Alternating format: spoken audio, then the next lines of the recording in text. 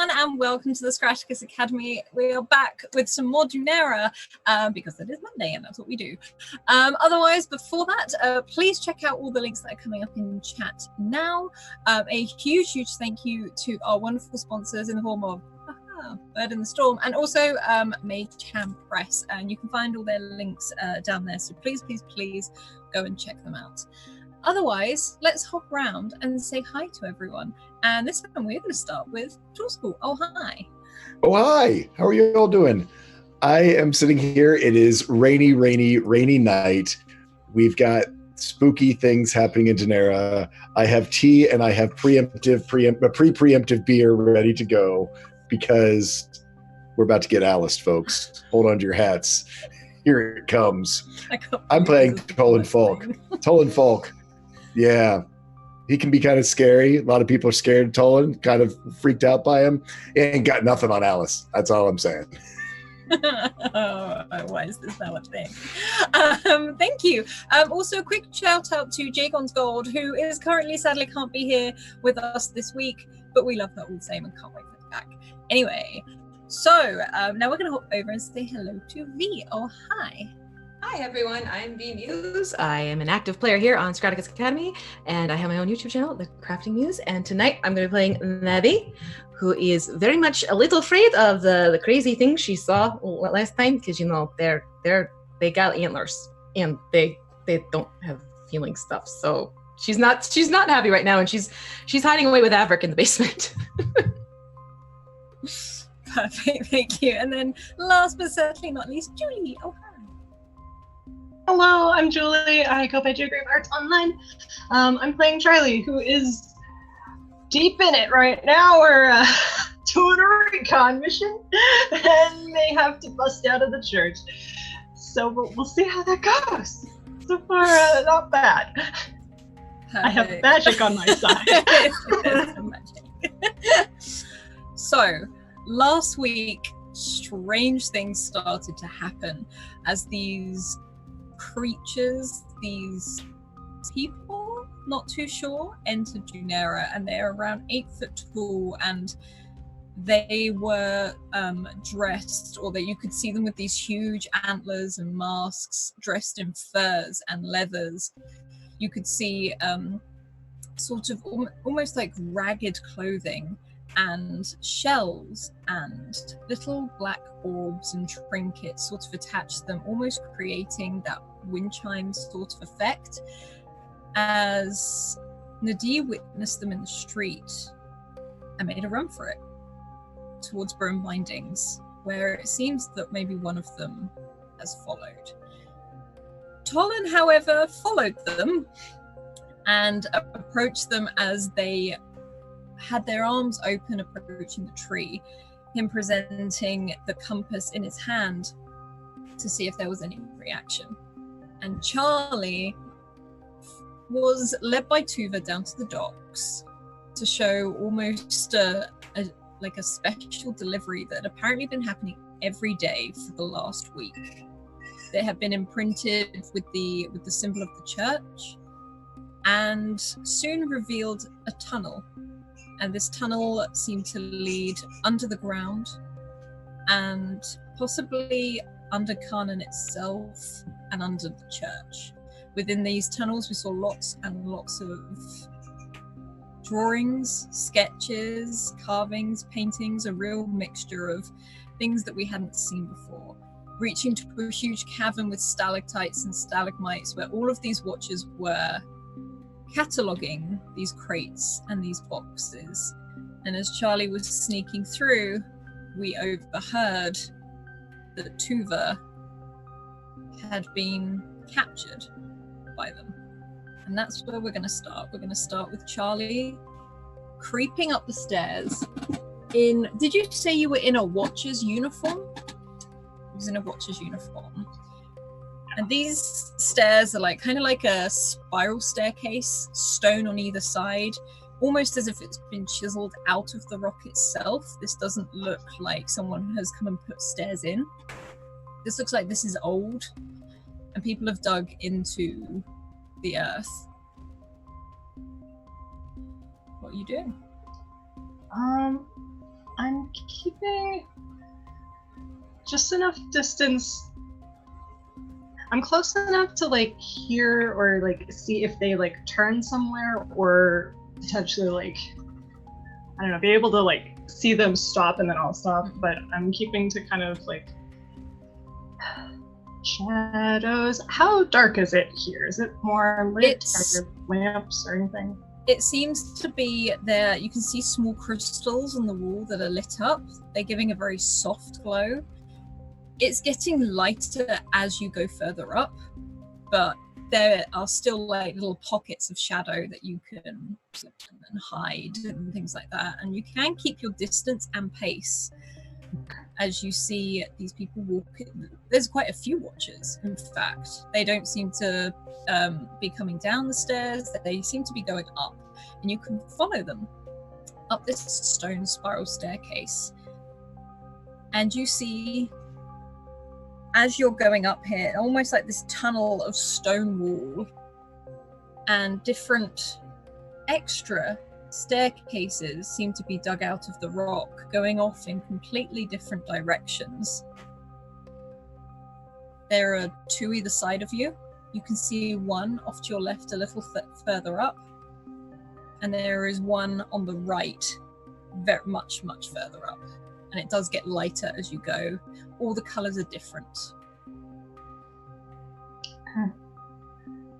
Seeing that there's a bunch of watchers, then I'm not going to be like making an effort to hide so much as just blend in. Mm-hmm. And just keep an eye on those two. And kind of like look around and try and keep an idea of like where I came from. Yeah, cool. Can you roll me an intellect Distance-wise, check, sure. please?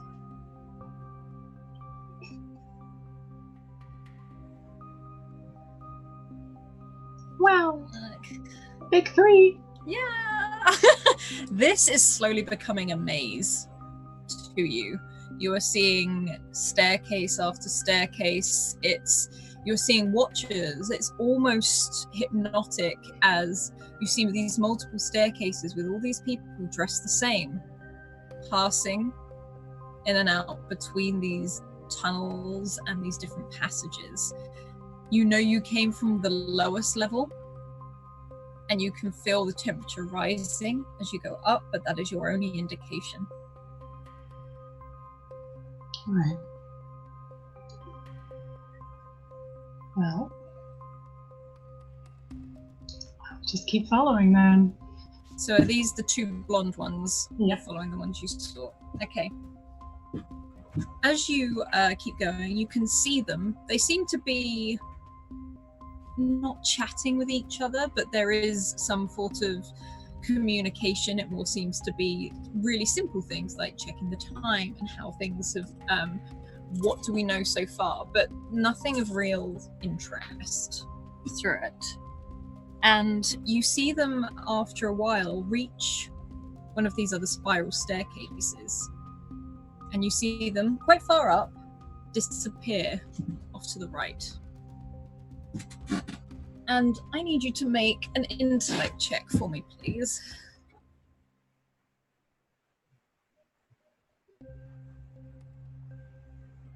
Okay. Starting off strong. What would you like to do?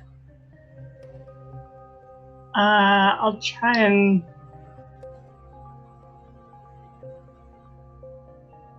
I guess try and follow if I can. I may not find the exact spot, but if like they just kind of disappeared into. Oh, you can see up where another... they went in. It's like okay. You could see where they were. It was through a door, is what you Gotcha. saw. It went up and like a few steps to a corner, and then through a door. You heard the door close, so you'll be able to tell which door it was. Okay. All right then. Yeah, I'm gonna head up there and just try and listen at the door. Mm-hmm. Okay, roll me another intellect check, please. If you get another one, I swear. I will. I'll feel so. There you go. The other side of the door, you hear many, many footsteps.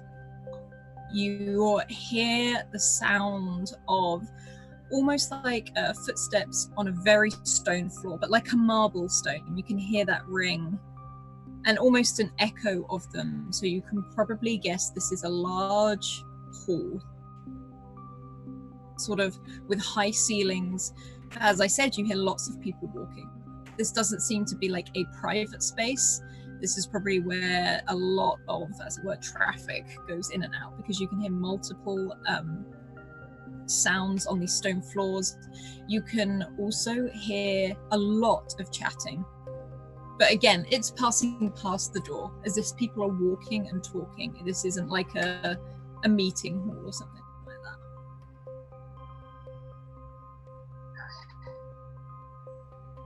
Does this, where I'm standing now, does it keep going upwards, like the staircase, or is that where it ends? No, this is where it ends. This door seems to be where it ends and closes off. All right. I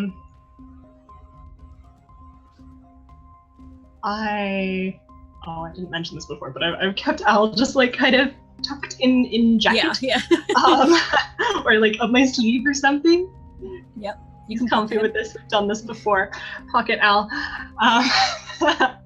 So what I'd like to do is do that same unnoticeable charm. Is there a way to, well, how I had kind of detailed it is that it's like a radius around me. Mm-hmm. So I don't know if I could spend something to make it stronger, not in like an invisibility way, but just like kind of forgettable. It's more, I would give you, if you want to use an advantage, and we'll take the higher one, and then the effect of that can increase then, if you want to do it that way. Sure, let's do that. Okay.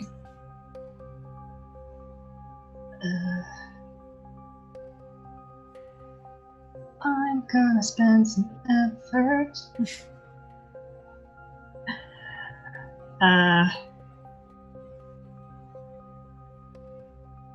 So, okay, I didn't really catch on last time how we spend from pools.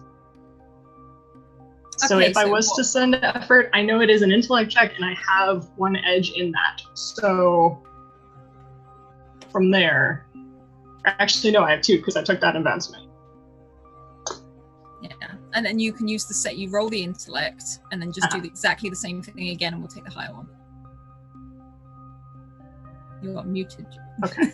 So to use an effort, normally you would have to spend 3, but an edge counts as counts as 1 and another one. So you still have to spend 1 intellect to gain 1 effort.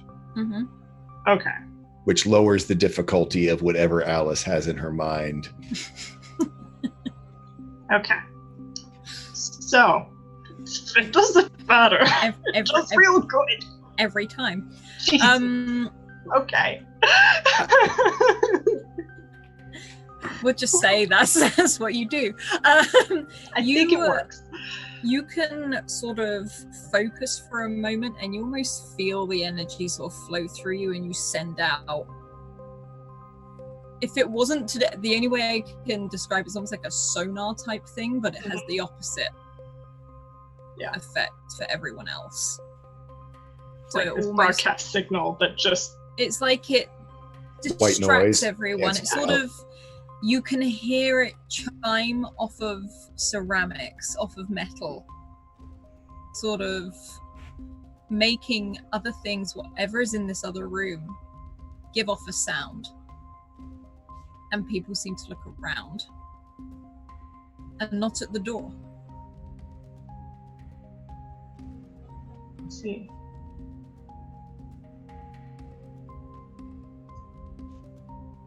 So as I go through this door, that was kind of a preemptive thing. And then as I go through it, they're still like looking around, having noticed something. Mm-hmm. Yep. That you can see some of them just look off to the side.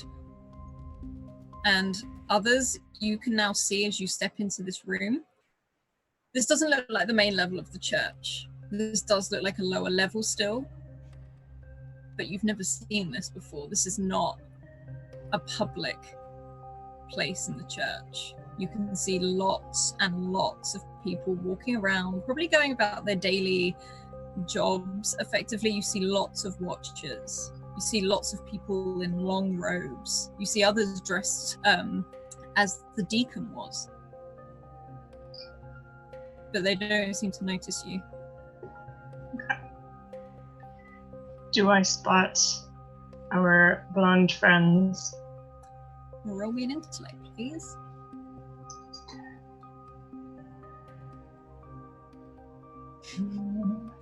You can see the Oh, I didn't roll it yet. Sorry. Did you not? No, that was the other That's 20. literally. Do I just expect that you're gonna roll a Maybe, 20 I now? guess. I'm still gonna put some effort into this, but now that I'm too. Okay. Jeez. It is Okay. literally one or the other. Yeah, you don't, yeah, all or nothing. You see nothing. You see absolutely nothing. It's more that it's like there is a crowd of people. You can see all different. It's more like the Watcher's uniform sort of tends to blend everything in. You can see where you've actually come out is not directly into the hall. It's like you've walked out of a pulpit off on the side of one of the walls.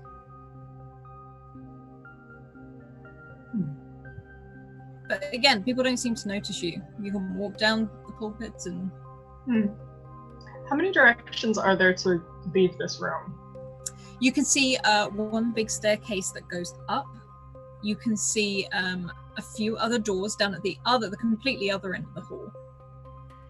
And what you do see as you enter this hall fully, suspended in the air, is almost this huge white marble statue with gold dripped over its shoulders and down its chest.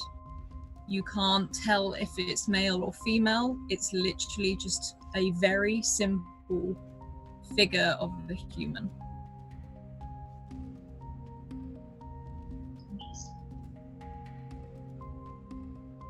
Is it suspended by like cables, or is it just floating? It's just floating. It doesn't seem to be moving up and down, like up, down, or in lengthways. It is just there.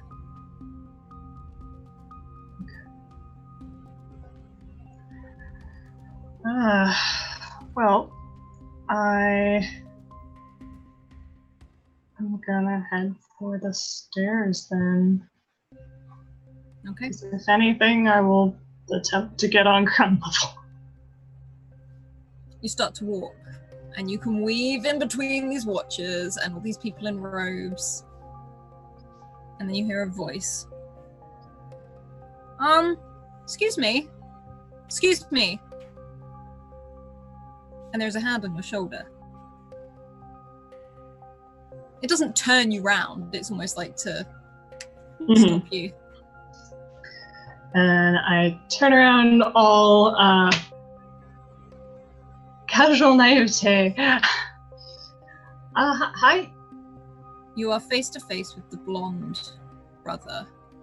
And he stands there with very striking green eyes, almost white blonde hair, in his watcher's uniform. And he looks down at you, his brow furrowed, slightly confused. I don't recognize you. I'm new. I'm actually kind of lost. I think I wandered down the wrong set of stairs. What department have you been assigned to? I think it was the library. It was just orientation day yesterday, and it's been it's very overwhelming. There's so many people. And he raises an eyebrow. Roll me an intellect check, please. Mm-hmm. Can I use advantage? Yes, you can. And what is that?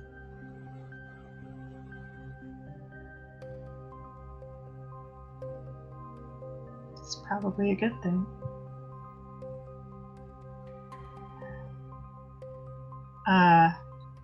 is this a social thing?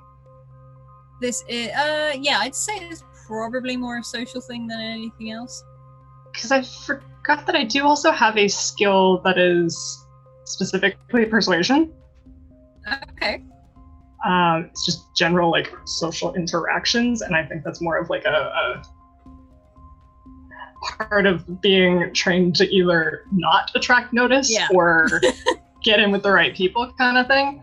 I tell you what, roll that twice instead. And we'll Okay. take that as the advantage, if you want to still use advantage. Okay, we'll do that. I can't cancel that. Oh, okay. It's all right. We'll ignore the other one. Yeah. And I'm still gonna use effort on that. Jesus. What am I now?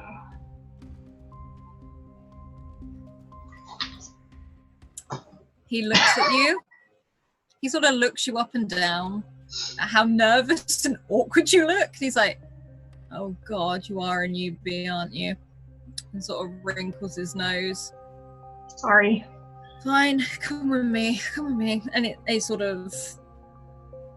He just walks. He walks in the direction you were headed.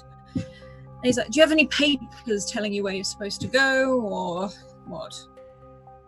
I'm sure I did at some point, but I left my bag like in the break room, and of course those are in there, and I went to the bathroom and then I got lost.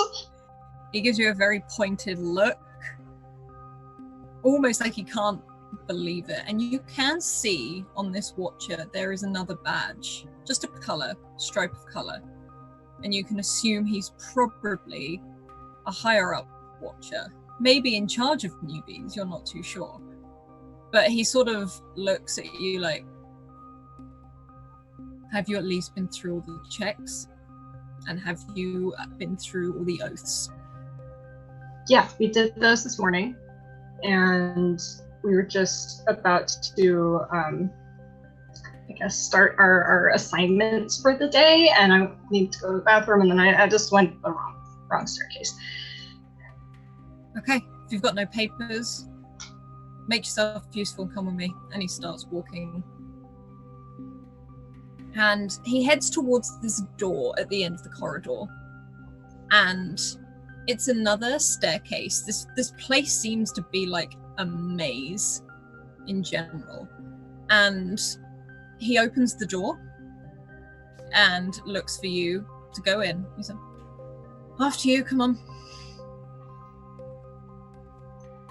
And he closes the door behind you and starts walking up the stairs. He sort of pushes so he can go past you. And as you do, a sound starts to enter this sort of corridor. It's like all of the sound from this place disappeared once this door was opened and closed. And you hear almost like the tingle of wind chimes. And everything feels very serene, very calm. You can really sort of almost feel it radiating, almost as if it's part of the place. This doesn't seem to be an atmosphere made. This feels like it's coming from the walls, the ceilings and the stairs, and wherever this tune of wind chimes is coming from. And he looks at you like, right, what's your name? B-E-A. B, right, okay. Well, I'm Christopher. Nice to meet you. Right, yeah, okay. You'll probably just call me Sir for the first 3 months until I get to know you a bit better. If you've taken the oaths, it's good enough by me. And he keeps walking. He's like, you're going to help me with something. We had an intruder, a blasphemer, as it were.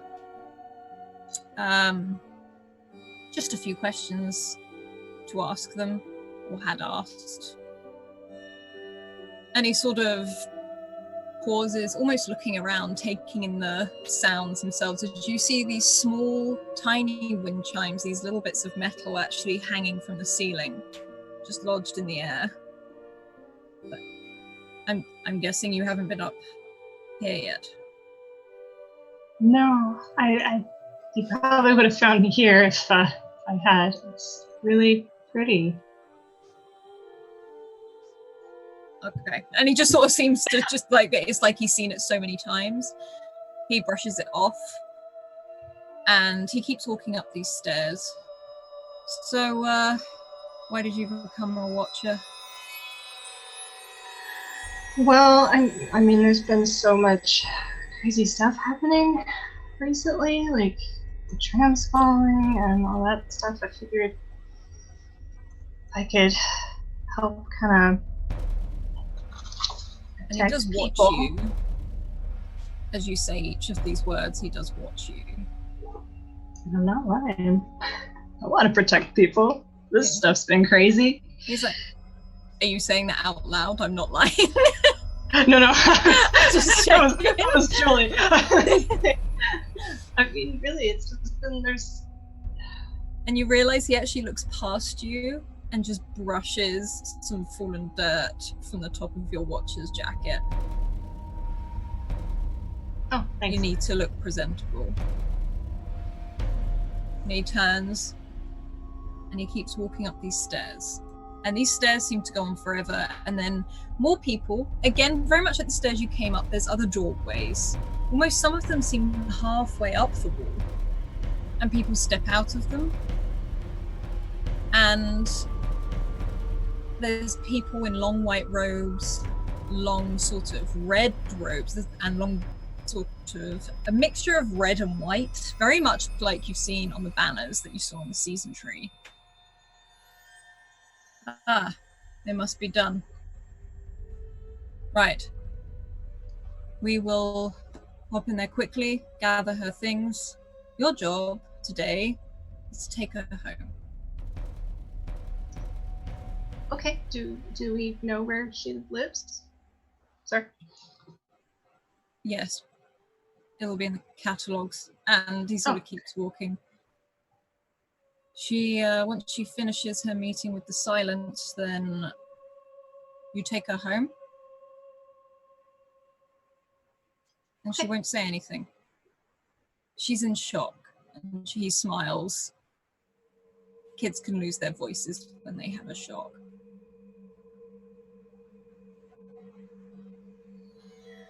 I'm not hiding the fact that that's a little creepy to me. Can you make an intellect check for me, please?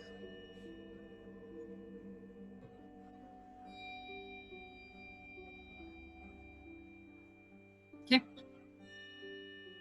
You look at him and he pauses and looks at you as you have this expression on your face, and you get the feeling that's exactly how he wanted you to feel.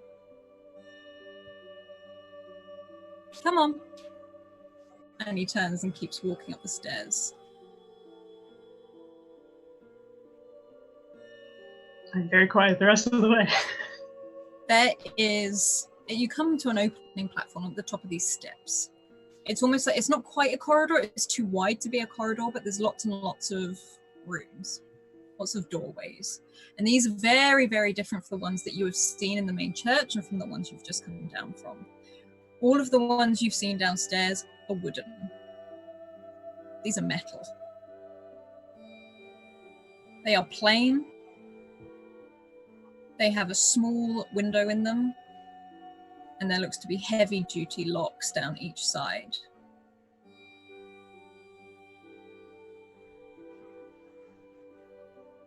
You can still hear those wind chimes. In front of you at the end of this corridor is another flight of stairs upwards where the wind chimes seem to get louder and louder. You're currently on here, and he's this way.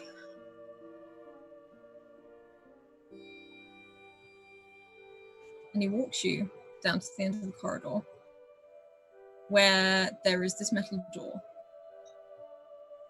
And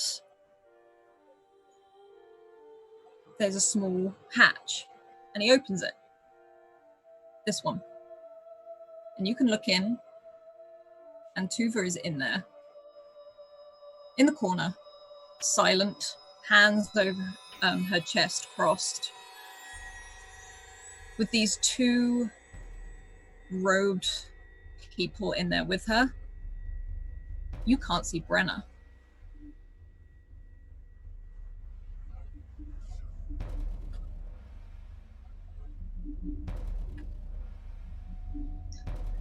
Do the are they doing anything? Are they talking to her, or is she just? You can see her chattering, closing her eyes, flicking them open, shaking her head. She's wearing a scowl on her face. She's angry.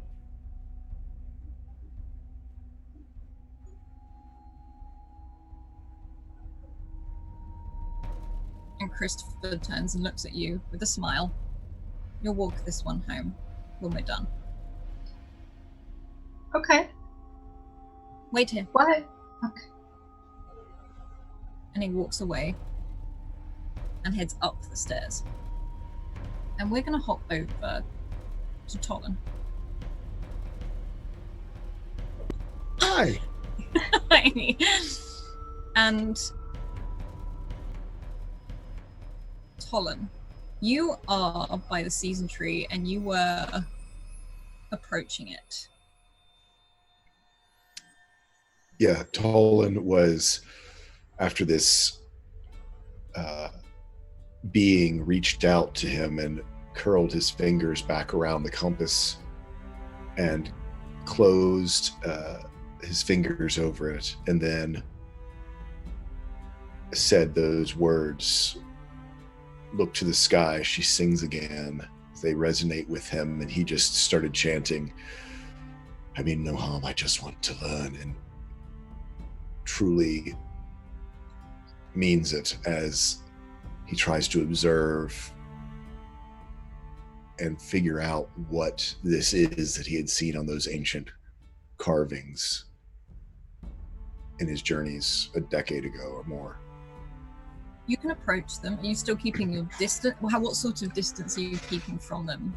I mean, I would say back around. I mean, I think that he's playing, it's that he doesn't want to intrude in their whatever ceremony is happening as they're gathering. I mean, so he'd make sure he's outside of, I believe they were sort of forming a ring because they were coming from all different directions, is sort of how I was imagining, if that's correct. Mm-hmm. He'd probably be back from that. He'd want to have good view of it. So I think, around the season tree, since it's sort of an open space, he's not hiding all the way back in alleys. He's probably found himself even unconsciously drawn forward into the open, where he's probably more observable than he would normally like, but he's engrossed. And since I had used my focused, he is so focused on that, he is not seeing those normal or taking the normal precautions that he takes to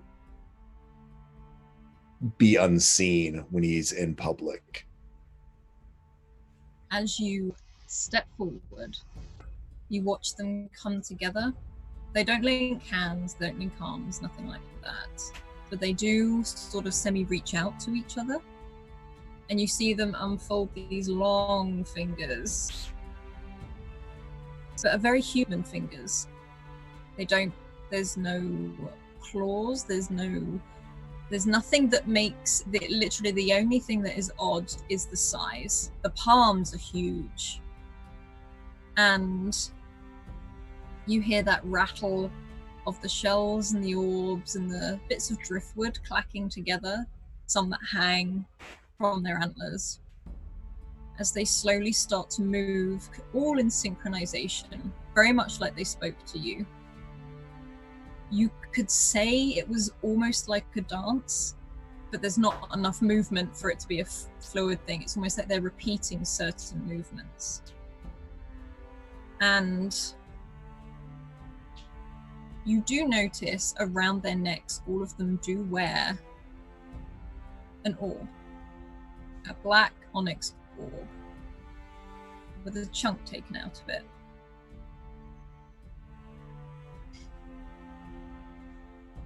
As they just, you can still hear that chant, you can hear that drum.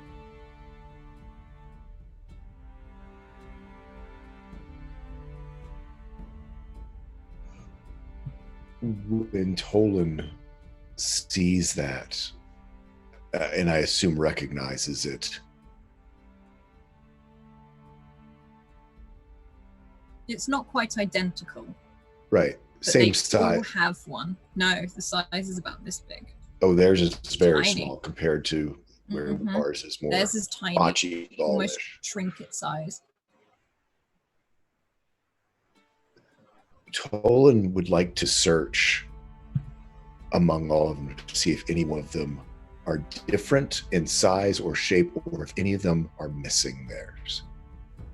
Are you walking on the outside of the circle, say if they're backs to them, or are you sort of slipping in between them to be between He them would be and outside the season circle. I think he'd be outside the circle. He would not want to cross the line of that circle. Unless something really drew him inside the circle. At this point, he's still trying to be an observer and not interrupt. But, sort of almost walk the outside and look between them to see what the folks on the far side, or do I know the season tree's involved there too? So I know this isn't an easy thing he's trying to do. Roll me an intellect check, please. I'm going to use an advantage. Mhm. And I don't think I've got anything else that's going to help with that. Nope. So I am going to go ahead and spend for my intellect pool to do an effort.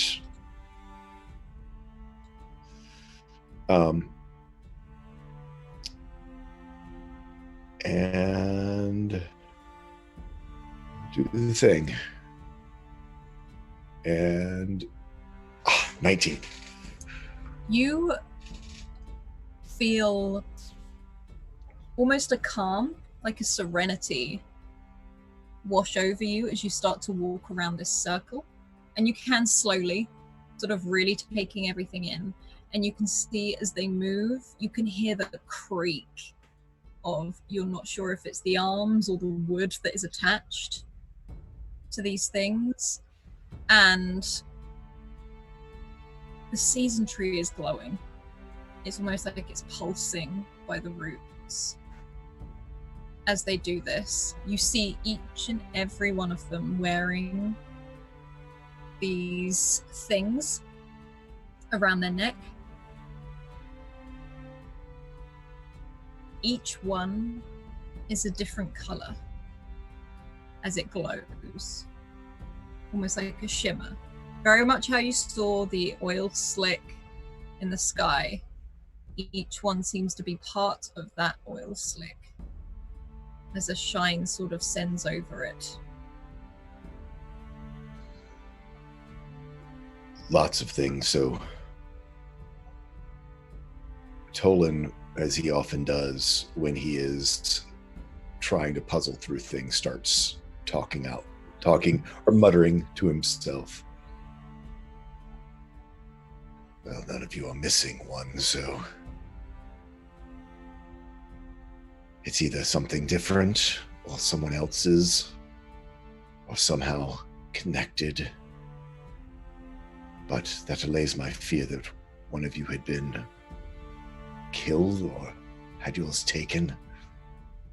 As he continues to walk around, he sees the season tree start to glow, and so he looks up at the season tree, up to the limbs, especially the far branches where he has seen the Nakwe cross over back into the magic of the world, and starts to examine the upper trees. And then I think from the upper limbs out beyond to see if the sky is reacting, remembering what they had said of look to the sky. And as you look up into the top branches, it's almost as if it's not there. Like the shimmer of all of these little Anarchway sit in the branches of these trees, in the branches of this tree.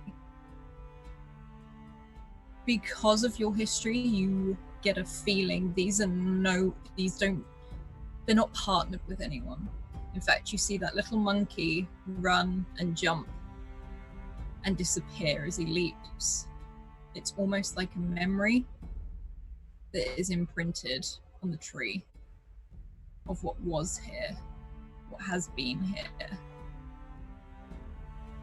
And there's every time they move, it's like they do something and they disappear and another one appears on the other side of the tree. And here and there, it's like glimpses at parts of their lifetimes.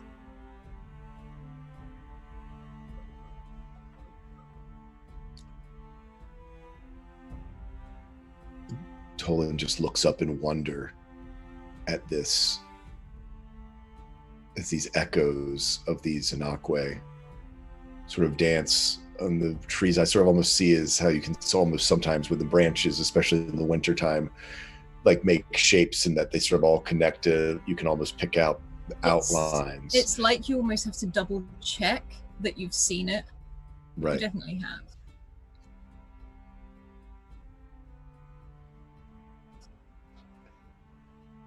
Does he see any of them descending from the trees as they leap? There doesn't seem to be any leaving the tree. If anything, you seem to assume that because these creatures are here, that they're sitting at the top. You have never seen this before. When normally an Archway gets sent off to the season tree like you did, that's it, they're gone, they cross over. Oh, Tollan's going to do something bad. No. He sees this and sees, I think it's probably when he sees the monkey. He starts to walk forward. They actually part for you. You feel that brush of like leather and fur and twigs like scrape the ground and just enough for you to slide into the circle. And I think he starts, if not saying out loud, at least in his head, "Please be here," and starts looking for a familiar Great Dane among the treetops. Can you roll an intellect check for me, please? I can. I'm not going to spend anything on this. I'm not going to use, I want the dice to decide this. On a 6. On a 6, you don't see anything, but you do hear something. A familiar tune. A familiar song. And it's not up in the tree. It's like it just padded past you.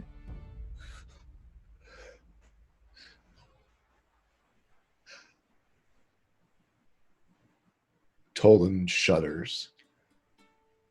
He probably puts his hand up to his mouth.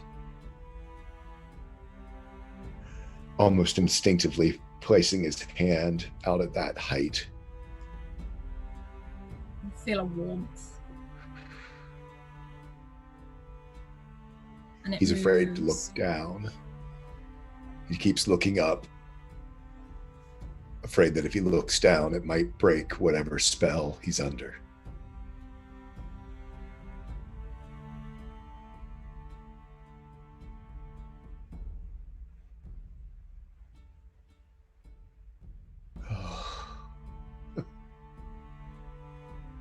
You made it here at least, my friend.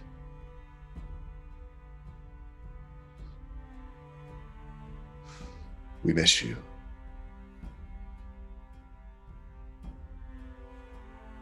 And the song just gets that tiny bit louder. It's not loud, it's not like it's easy to hear, like you're really having to listen for it. But because you know it, you can hear it. I think it's almost as it, when you strain to hear something like that so badly, it gets harder and harder to catch until, with everything else that's going around. And I think that might be, when he stops hearing it, I think he probably has to catch himself and probably ends up leaning forward and almost having to steady himself on the trunk of the season tree. And that's when he probably realizes where he is and looks to the circle around him, and now his hand placed on the season tree. the warmth is gone. It's like the song and the sound has walked on, almost like it was a fleeting moment in a very short amount of time. And you're not sure if it was a present feeling or if it was a reliving feeling. And you look at this circle, or you look up at these 8-foot figures, probably closer to 12 foot with these antlers. And you notice they've all stopped moving whilst this was happening.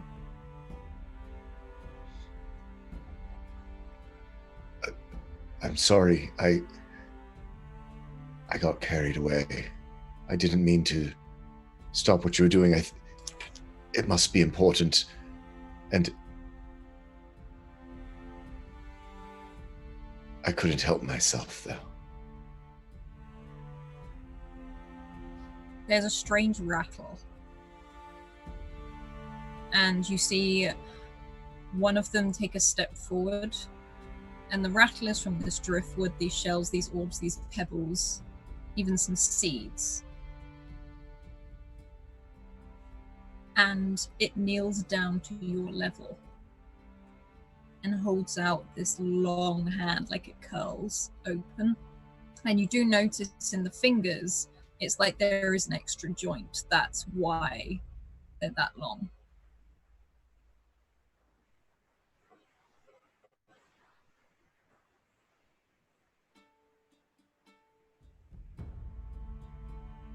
Is this meant for me? It just holds out its empty hand. Oh. I think Tollan would take it then. And I think say, even if it was just for a moment.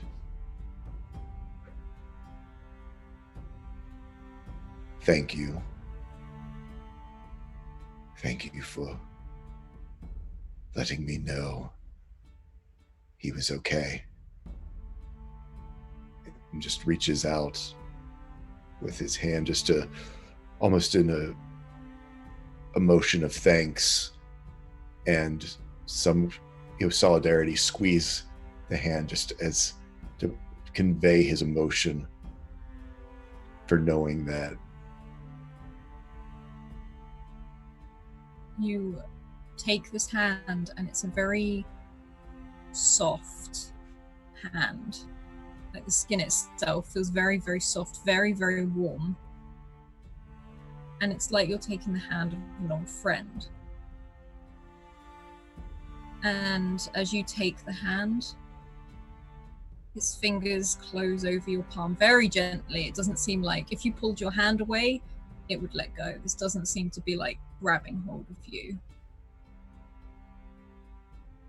And it looks towards you with those oil slick eyes again. And we're going to hop over to Na'di. And Na'di, you are in this shop.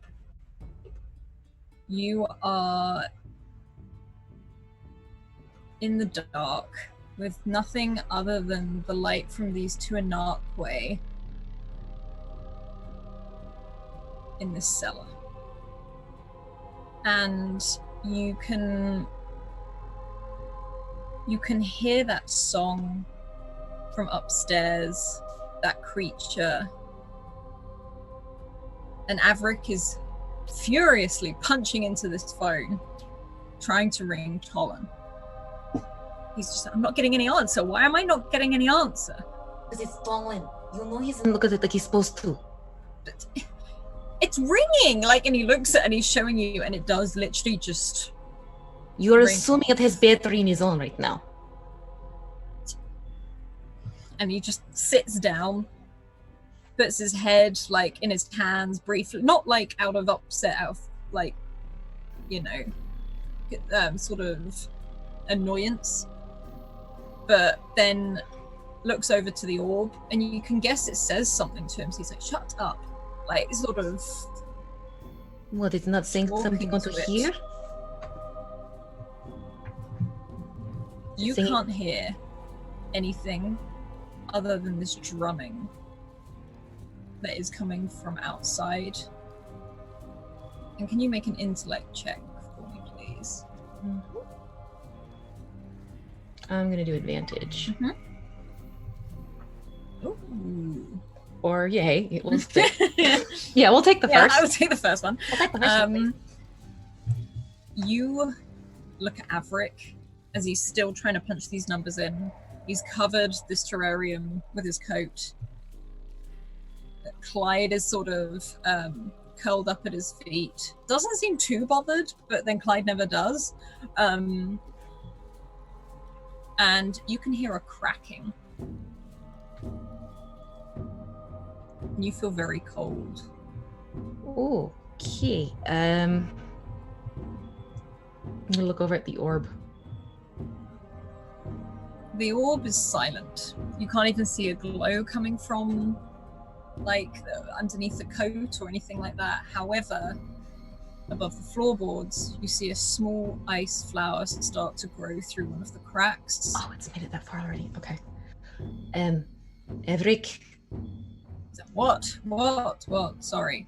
What? Up. Avrik, look up. Look.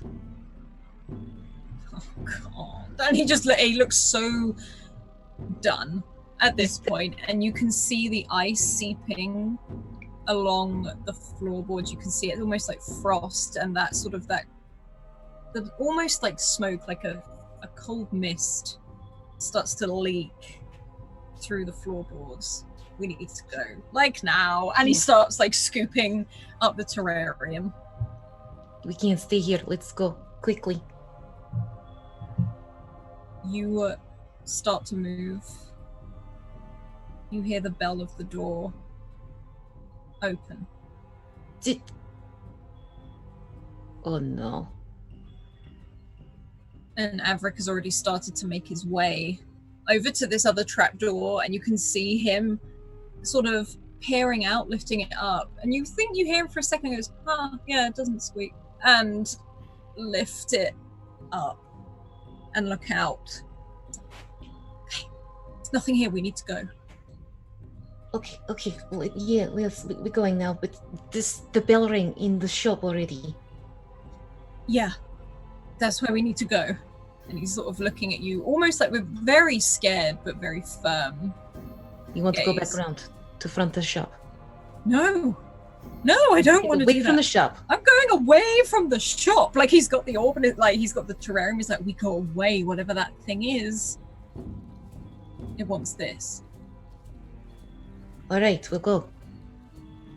Okay. Do you know why they want that, though? I don't know. I don't Did you even know what it ask is. Did you bother asking? You seem to be talking to it. I'm sorry, that wasn't the first thing on my mind. Like, as he's sort of looking at you, cradling this terrarium wrapped in a jacket. Oh, it's like insider information, though. Is it? Well, I don't know. I mean, creepy orb sphere thing is, in terrarium, and now we have creepy. I don't know. Let's just. Where do you want to go? Where are you Just go. Like, and he's sort of pushing the thing up. He's like, go first. Give me the terrarium while you can hold up. Get out fast, and I'll give you the terrarium. Like, as you see Clyde like climbing up the stairs. And as soon as you're out, he's like, now take it. Like, as he starts to climb up out of these stairs. And you are out in the cobbled street. You can still hear it. It's more distant, but you suspect that's more because there's a building in between you. No other reason. What would you like to do? I'm fairly tempted to get a telepathic connection with the orb. You can roll for me. Yeah, let's do it with advantage again. Intellect on that? Mm-hmm. Okay.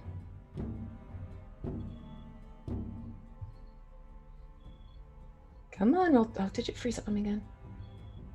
There's one. There's two. Okay.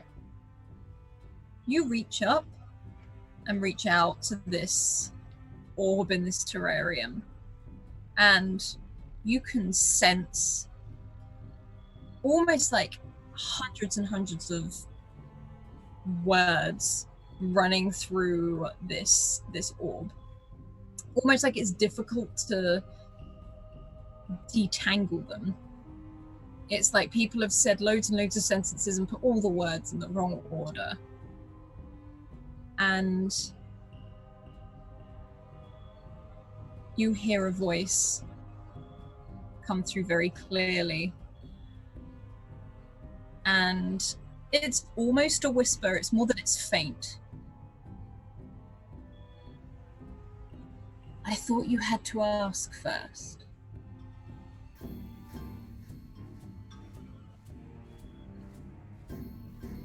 And suddenly you get a feeling of the voice in your head, not you in the orb. And again, it's not speaking a language you understand. I'll think back. Desperate time means desperate measures. Exceptions to the rule. And there's a long pause, and it goes silent for quite a bit. And you can hear Avrik. What is it? What is it? It's faster speaker than I am. That's what. Let me think. Can we keep moving though? Like as he's we'll walk and talk. Okay, fine. And he's sort of sliding on his jacket, and he's keeping an eye out. He's not got a hand on your back. It's like he's guiding you. He's got an eye on the thing and just making sure you're still there. And a new voice comes through the orb. Look to the sky.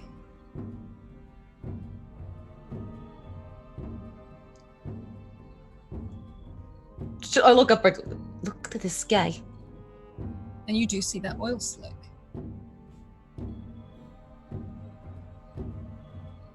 Why am I looking to the sky? Because that's where she is.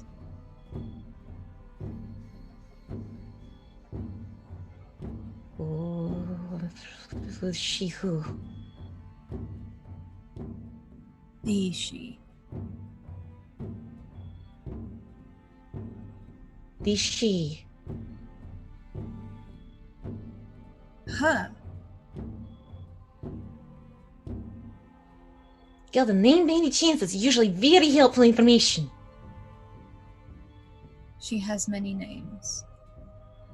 Maybe one night in love? No. The name is dead. But she's singing again.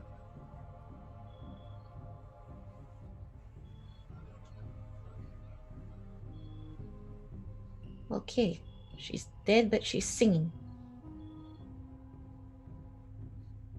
Oh boy, Avrik, What? the singing stuff you do. Tollan taught you. Oh, I can't do that anymore. No, I'm not saying to right now. I'm saying like he's attached to something, like his spiritual person, weapon, or I don't know. I'm a bit more concerned about the thing stood outside my front shop at the moment. Like, as he's in a panic mode and he doesn't know what you're hearing. Look, we'll go back to my house, alright? Let's go back to my house. Let's go to the greenhouse. We'll go in the greenhouse, see if we can figure things out. Fine. Maybe we'll find Tollan on the way. And he sort of like Try starts calling him again. watching. And he's holding it up and it has like 15 like non-received calls. He's like, I'm trying. We really need to get him to get better at this one. Oh God, I don't like this. Who would be she? Who would be she in the sky? Who sings? What? Like again, Avrik. And like walking, talking. He's telling me she's in the sky. She's singing in the sky. She's singing again. I don't think you should be talking to it. Why not? How'd you know that's the rock speaking? Well, I don't, for a matter of fact, but it's giving me information. The information you want to hear? I have no freaking clue what it's telling me, so no, I don't think it's information I want to hear. It's information I have no idea what to do with. And he sort of pauses, almost remembering something. Don't let it influence you. And he starts walking. Right. Okay, thanks for the information. I'm going to hang up now. Bye-bye! And there's just silence. I look down at it like... You stay quiet now too, okay? And you and Avrik can make your way through the streets. There seems to be some sort of commotion happening somewhere. Sounds like many running footsteps. Almost like bins being knocked over by an animal or something somewhere. Do you want to see what that is, or we just keep going back to my place? I think we need to get this out of the way. Like, he's sort of gesturing toward... He's like, Tollan will kill me if we lose this. Alright, we'll put it in my greenhouse. All the terrariums, it's something to keep it hidden because of all the other stuff in there. Alright, we'll go. And you sort of weave down these alleyways and these small spaces. Avrik seems to take you down both through a mixture of ones that you've never seen before, but also some that are very, there's normally alive with restaurants and bars and things like that. There are no people at all out on the streets. This is an evening where people would come out and enjoy a drink and enjoy each other's company. But there is no music and there is no merriment. And you walk towards the season tree and you see it there, glowing, as you step into the huge square. You see this too, right? Avrik? Season tree doesn't normally glow like that. No? You see glowing too, yeah. Yeah. And you step out into the main square, the main courtyard. And you can see all the vines seem a lot brighter the closer you get to the season tree. You can see the waterways are really lit up. You just see the season tree.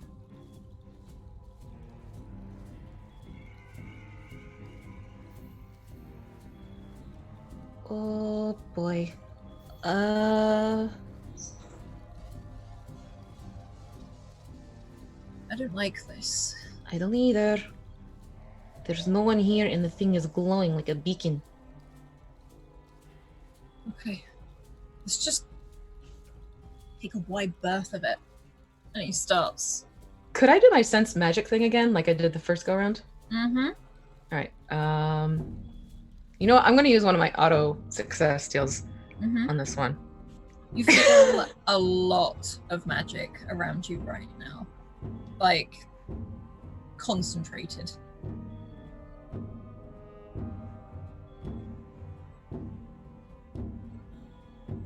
Oh, this is very, very much for... You alright?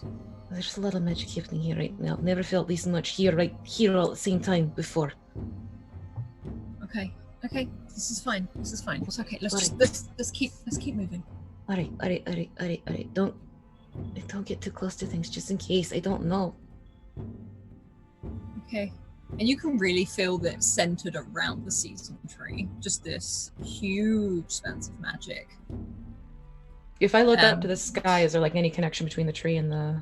No, it doesn't seem to have any form of direct sort of connection. However, again, you get that feeling that it is hanging in the air. Like if a mist was hanging in the air, that's what it feels like. As you see Avrik take a wide berth around the season tree, sort of again guiding you. And Clyde starts to bark. He starts to try and run over towards the season tree. And Avrik has like got his arms like round his sort of round the front of Clyde, just holding on to. He's like, what is getting into you? And he's trying to pull back, and Clyde is losing it. He seems to be barking. Yeah, and this is a like Great Dane, and he's not incorporeal, so he is big and he is up on his rear like hind legs as Avrik is trying to pull him back. What's Prema doing then? Absolutely nothing.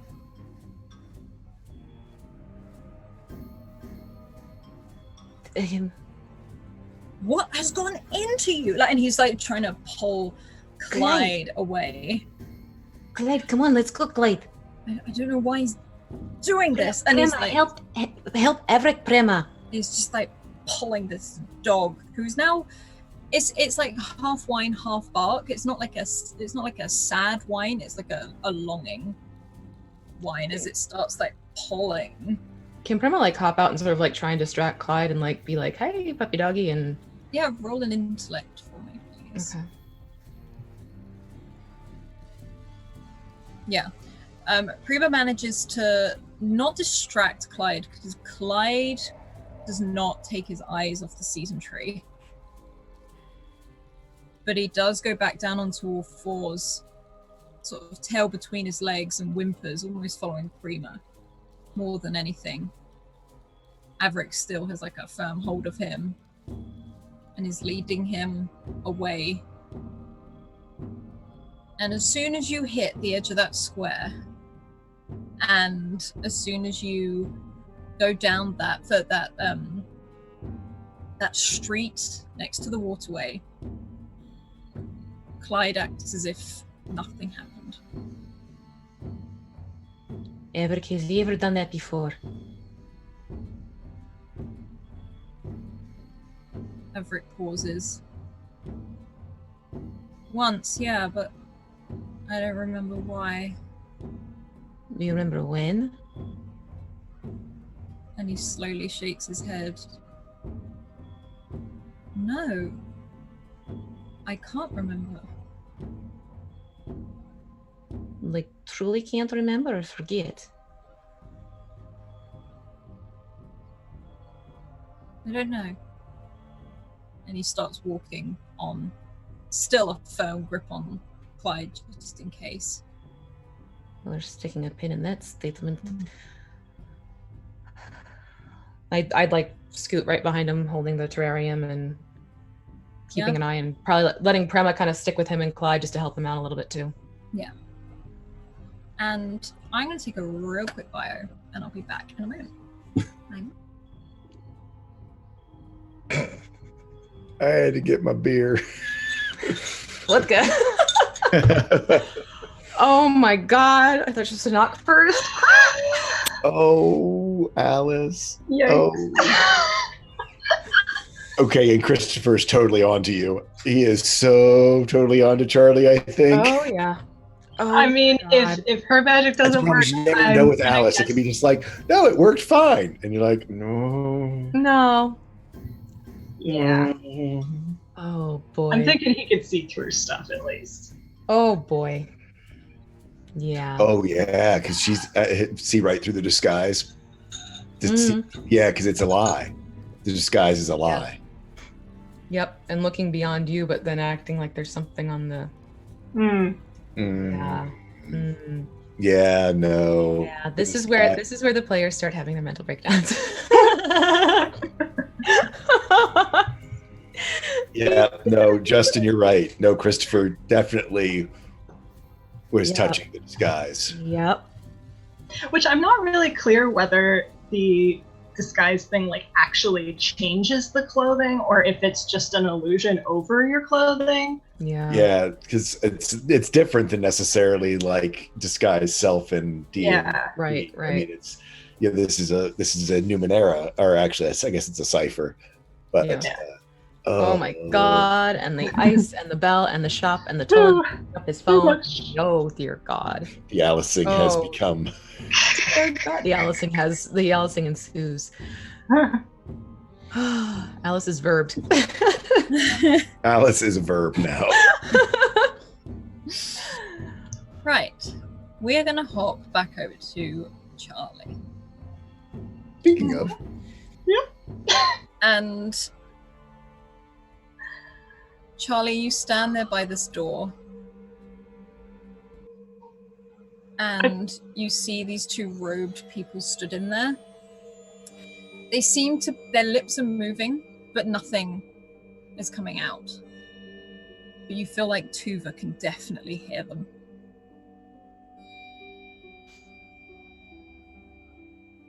Can I can't really hear anything through the door, but if I kind of open up a little bit, can I tell if this door is like magical itself, or is it if it's just a heavy door? This seems literally just to be a heavy-duty door. If anything, there is a magic null on it. Okay. Yeah, that was more of it. Just like if I felt kind of a lack of there. Which way did Christopher go? Christopher went back down the corridor, went the stairs that went up where the wind chimes got louder. Right. And is there anyone else in this corridor? There is no one else apart from another watcher who is at the complete other end of the room. They're not like looking at you or anything. In fact, they seem to be sort of mesmerized by the ceiling of this place, as it is almost tiled in a mosaic picture with these wind chimes hanging down from the ceiling. Are the lights up here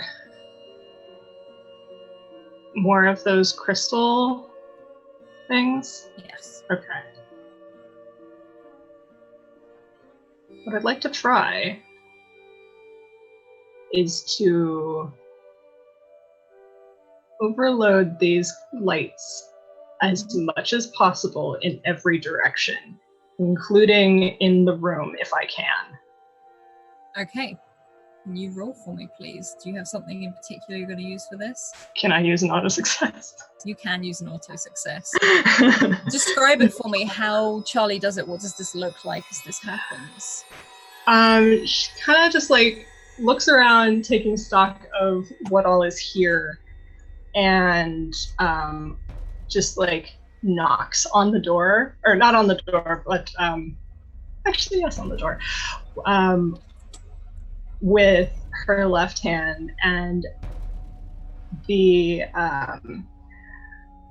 light kind of glows up the almost circuitry tattoos all the way up her arm, and as it does, it kind of spreads from that point through every single crack in the stone in around the edges of the door, and just spiderwebs outwards from that point.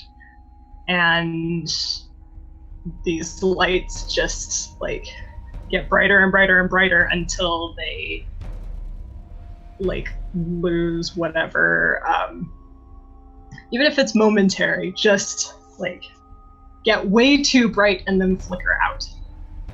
You, on an auto success, as you do this, you can hear that almost like buzzing, as if electricity is shorting out. You can see that other watcher sort of and walk over there and start tapping. One of them sort of pulls back, and then there's an explosion as you overload these, and the crystals just smash, and you are thrown into complete darkness.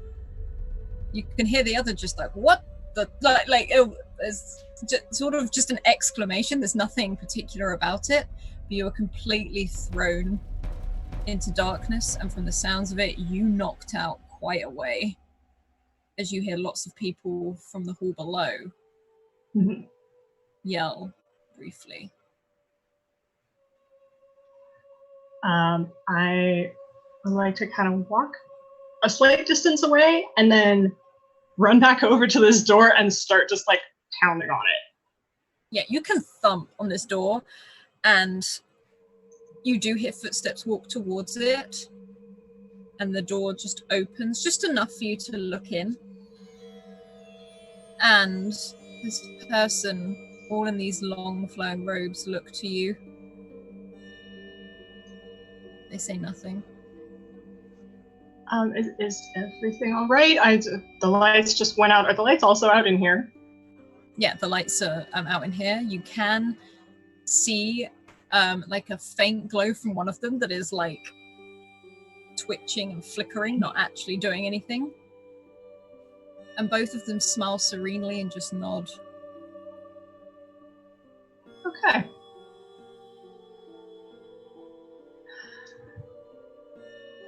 I would like to onslaught both of them back against the wall. Describe it for me. roll a might as well. I just want to see. Is it a might or is it an intellect? I can't remember. I think it's intellect. Intellect, think... roll an intellect, yeah.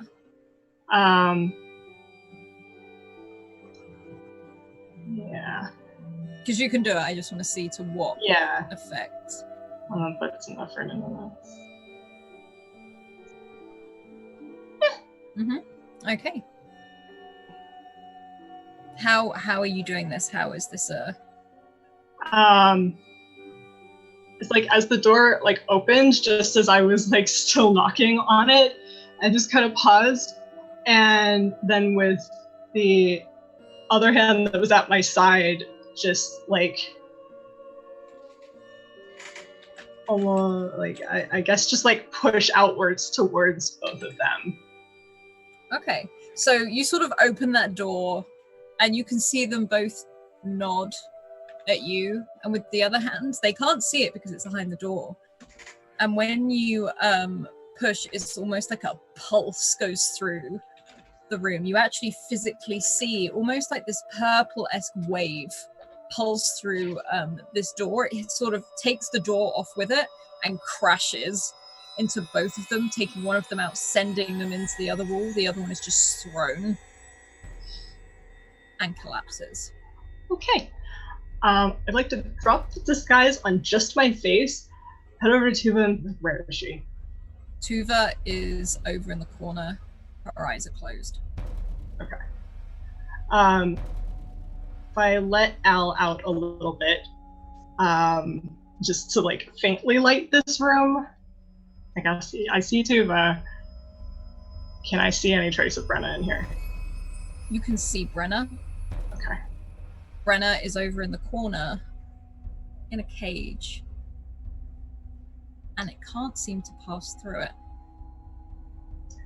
Okay, can I open this? How are you trying to open it? If it's locked, I'd like to quickly check the two people, like if they have any kind of bags on them that might have a key or something, or must it just investigate it first?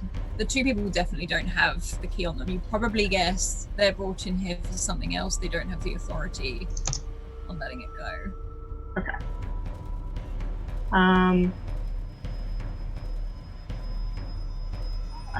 How does this cage look otherwise? Is it just like metal, or does there seem to be a kind of magical field around it?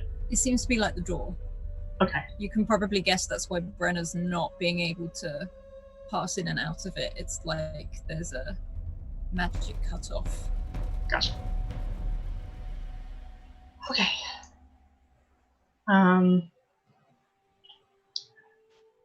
Is it something I could carry? I'd say so. Yeah, you could probably carry it. It's not cute because Brenna. It's almost like Brenna has been confined to this size. This is not like she can't seem to get bigger. She can't seem to get smaller. She is not as bright as Al right now, and she too, eyes closed, almost as if she's asleep. Okay. What I want to do is grab some of like whether it's one of these people's robes or something, or a jacket or something to like wrap around the cage as I pick it up, and I'm just going to grab Tuva's hand and start running. Okay. You may have to half carry Tuva because she's not waking up. That's fine. And it's still dark out. It's still very dark out. You can hear like a commotion going on somewhere, like but it's not like it's almost like people are calming other people down. And you can easily throw, you can see one of these like robed figures. They also have like these huge black and gold, red and gold scarf, thrown over their shoulders, which you can grab one of those. Brenna up in effectively. I'm gonna head towards the guard who was at the other end, or like the way that I came from, not the way that Christopher went. Yeah. Okay, you can go the way you came from. Okay. And you start walking down those stairs. I want to try and. Oh, I can't close the door. Never mind. Like, bless. I made a mess of that. Never mind. And you can start making your Hide way Al again. down this. Yeah, Al can easily be hidden, and your pocket is quite small as well. And you can sort of rush down these stairs. You see people rushing up the stairs as well, because they seem to be going to check on something, and vice versa. And there's like it's not a panic, but people are trying to fix the lights. You can see when you get into that main hall again, the huge suspended statue, its hands have lit up and started to glow and give this orange glow over this hall with this marbled floor and this ceiling, which at the top, almost like an illusion, is this huge sun. But it's full. It's not setting, not rising. It's just a full sun. I'm blasting this unnoticeable broadcast again, which now that I'm carrying her and Brenna, it's easy to cover both of us. Mm-hmm.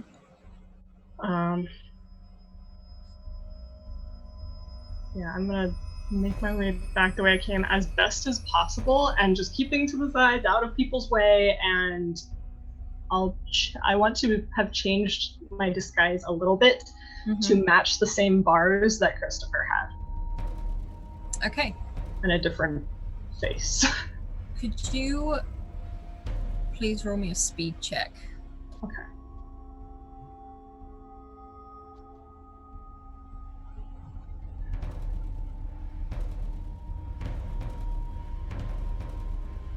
I'm gonna put some effort into this. Yay! Not bad.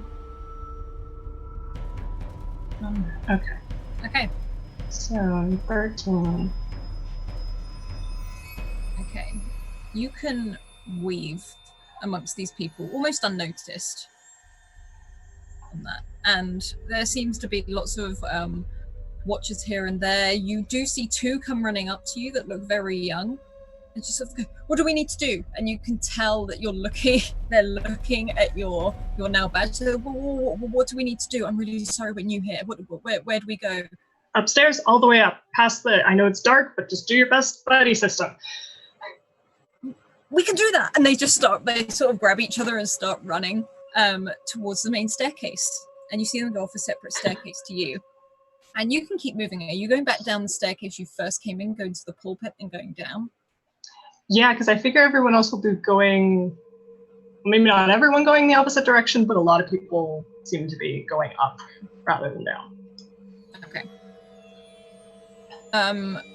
You can make your way into that easily, and you can move down those steps. Again, you see people coming up, but with your badge, they don't seem to be actually stopping you or anything like that. They don't seem to be blocking you or anything. And as you're going down, there is another watcher coming your way.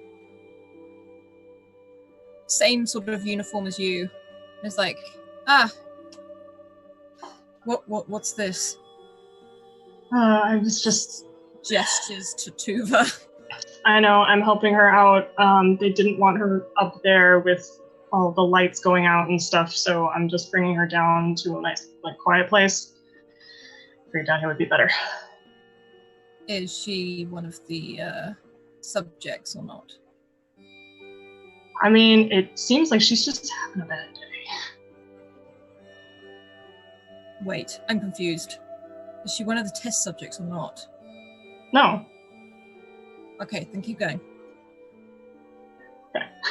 And you can keep heading down the stairs, and you can head down back towards where that cavern is. And you can see it as you see those huge big crates, those big boxes that you hid behind before. You see there's a lot less watchers here. You think that the power outage has probably actually set down a lot of stuff as the light is very low in here. You can see some emergency ones being put up, but people are physically creating them to put them up. And that watcher that just directed you down is just sort of following you on the way down. You can hear him shouting orders to some of the others, like, get those lights up. And starts again. He's like, look, are you... And he sort of pauses and just double checks your badge again. You watch his eyes glance down. Are you here to help with the shipment? Yeah. I got sidetracked, but I'm back. Okay. No, that's fine. I'm assuming you're getting rid of this one. Yeah, no, I'm gonna set her down over here, just like away from things for a second, and then I can come back and keep dealing with this. And I'm going to walk very purposefully, kind of around a corner, like of some of these taller crates that are stacked. And I don't care how many footsteps I need to use to zigzag my way through like line of sight areas. Yeah. Oh, this doesn't cost me anything. This man who was just talking to you, can see that sort of dark brown hair. As he's very, very tall, he sort of walks off in the opposite direction. As you can see someone sorting out some of the lights. Someone almost drops a crate, and they're more distracted by this right now. And can I get you to roll an intellect check, please? Sure. Put some effort. Something click. Jesus. Okay. Here we go. You can weave. Are you taking Tuva with you, I'm assuming? Mm-hmm. You can head to the tunnel. And now we're going to hop over to Tollan. And... Evil. And Tollan, you have taken this hand that was presented to you, and as you have, it's like it pulls you up to a standing position. And sort of gestures around at the season tree, and none of its other companions are there. And it stands silent, lets go of your hand for a brief moment and clasps his together close.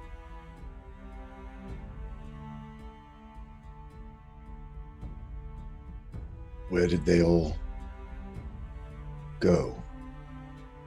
And he sort of looks around, I think probably beyond the season tree, to see if anything else has changed. Having lost time himself sometimes, when he goes into a fugue state, I think he might be worried that something similar has happened. And the air around you feels thick with magic. You can feel it. You haven't felt something like this in a very long time. And it's almost like a heat haze is everywhere, with a slight tint, maybe a purple sort of tint to it. And you look around and everything's like you're looking through water. And this tall being stands upright again and looks around. And you can see up in the season tree, all of these are Narkway. You see a Great Dane sat by the season tree. Just sat. Almost like it's having a snooze.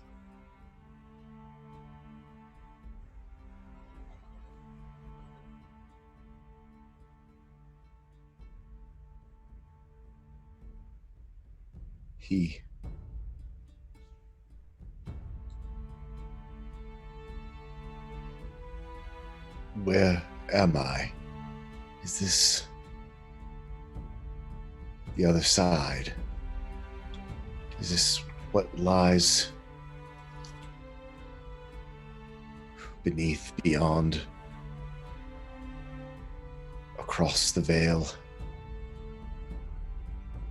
And you hear that clatter as it slowly shakes its head, as these sort of ornaments sort of move on its antlers.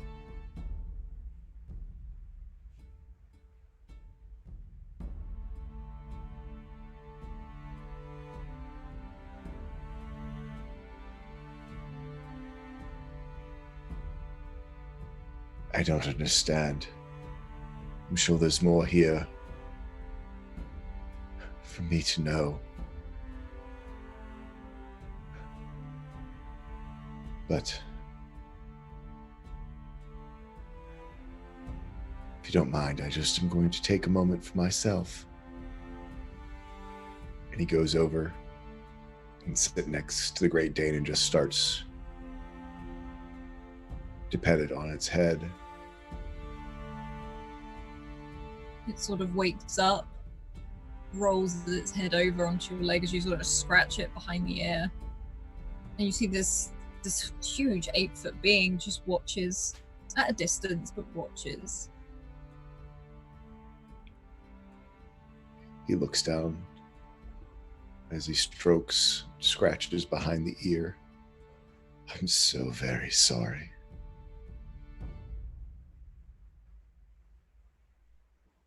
It was never anything that I even conceived could possibly happen.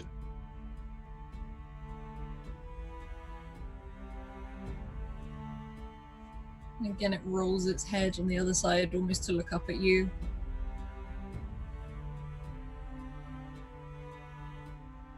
You're missed so very much. You are not forgotten.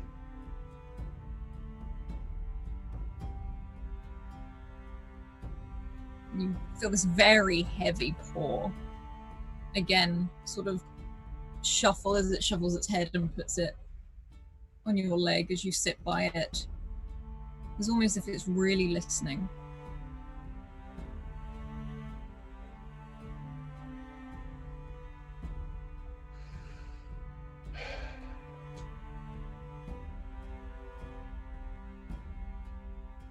I think he'll just sort of start to talk about the last 8 years and what all's gone on and what has happened, about brew and bindings and books that have been read, and the little niceties in life about Avrik and how things stand in the world right now. And all the way whilst you sit here, you can still feel that steady drum beat, that song that is being sung by all of these creatures. And this Great Dane just sits there, enjoying the company, until its nose twitches a little bit as if it's sniffing as it stands.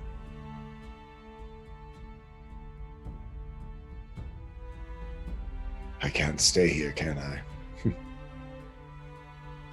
Doesn't do to live in memory. I think we'll look back to the figure and walk over to it. Thank you for at least a little bit of time. And this Great Dane starts to bark and starts to run away from the season tree. Really barking, jumping up and down. And you see almost like a misty image of Avrik trying to pull Clyde back, and Na'di is sort of like moving, got something in her arms as she's sort of running off in the direction where you know her house is.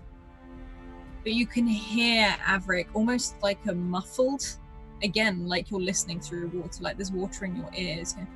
What has got into you? And sort of trying to pull Clyde. You see Avrik stop and pause and look in the direction of you and this Great Dane, and just stands there for a moment, sort of like his eye is twitching as he's thinking, and he closes his eyes and shakes his head. Deja vu. And he starts walking after Na'di. Tollan's heart stops for a moment, all but. He starts, no.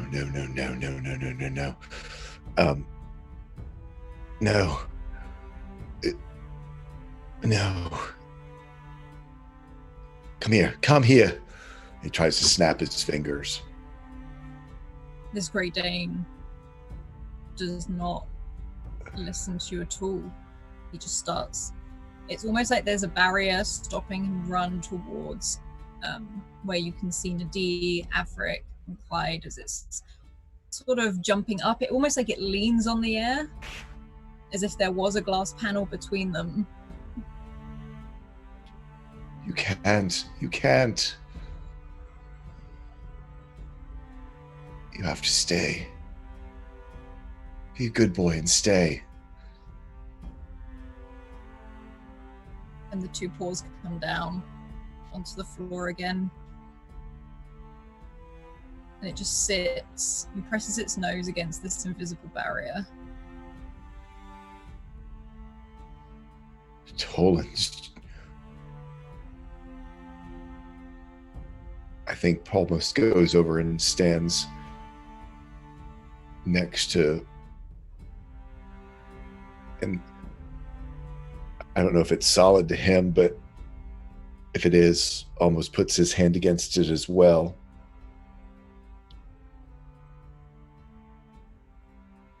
And just tries to comfort, just scratch behind the ears, and you can't.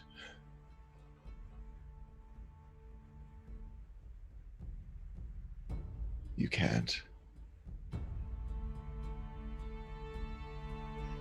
Do I assume, how well can I see out? Do I have good enough vision to be able to figure out that they've probably got the... Oh gosh, yeah, you can see, like, the terrarium. Avrik's standard is throwing a coat over it. Yeah. Walking, and you can see that Nadi's got it wrapped around her arms. I think then I'll turn back to the being and look to his neck where their orb is. We found something, or it found me. It's like that you have around your neck. It's larger, though.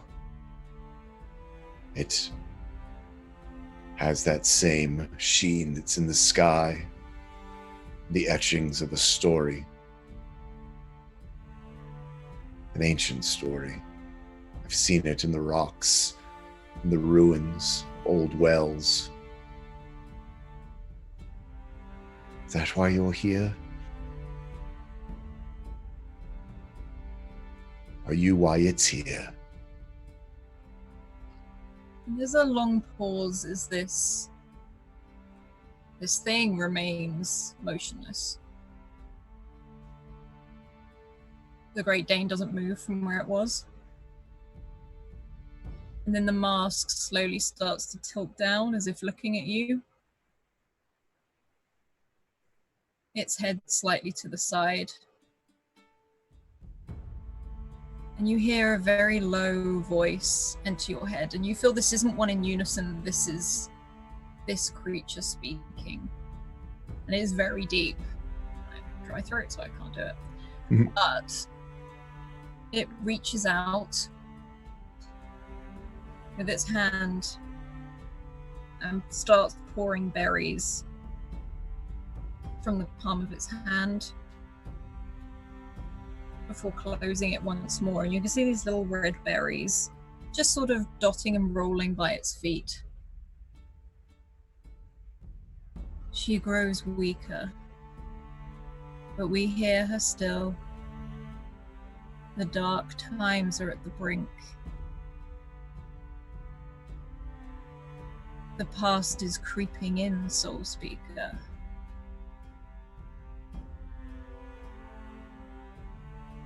And then this foot emerges from beneath these robes and presses down on these berries as you see them burst, these red juices, and it just swipes its foot to the side, creating a red streak.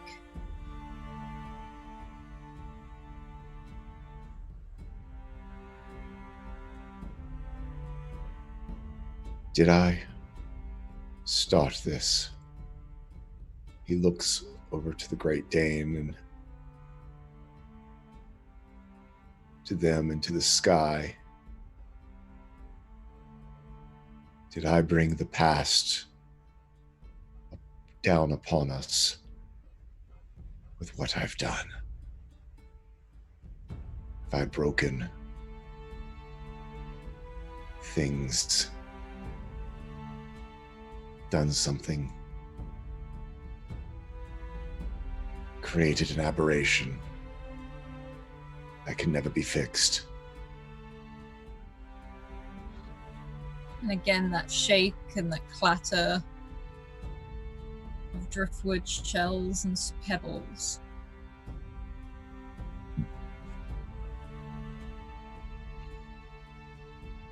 People have always broken the world. And now it's on the edge.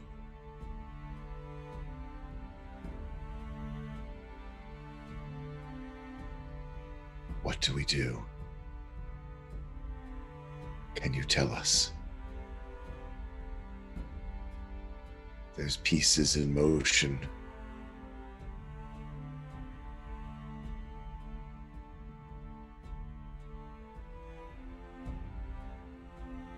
Can you point the way? And as you say that, it sort of gestures to the compass. Tollan reopens it. And this long finger out of these robes come and tap on the glass. And it's almost like a small burst of gold runs over it and it stops spinning. And it points in a permanent direction.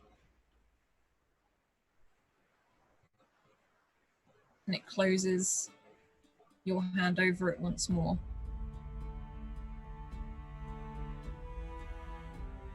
I will follow. I will follow it.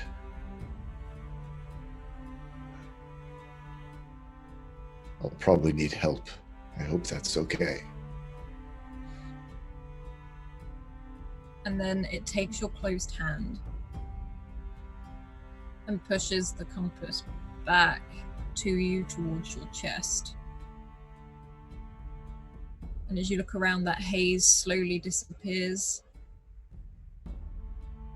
You see that Great Dane slowly disappear from your vision as it stays sat pressed against this window that's not there. And you sit in this courtyard street by the season tree. Yes, I think Tollan just sort of falls to his butt. You do feel like you've been shoved. Yeah, compass in hand, almost sort of on the roots of the season tree. I assume the figure is disappeared as well. They're all still there. Oh, they're all here now. They're all there. Tollan's inside the circle. Tollan just looks around from one to the other.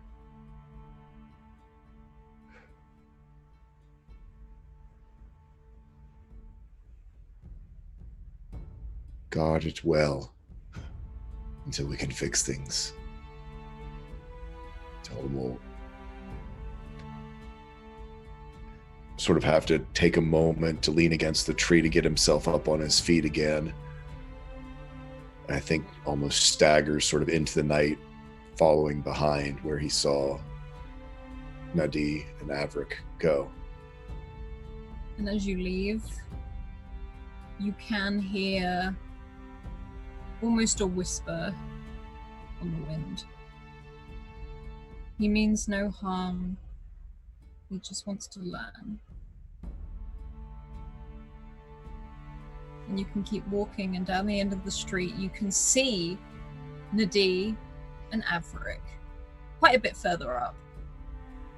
You can see Avrik sort of got his hand sort of scruff on Clyde.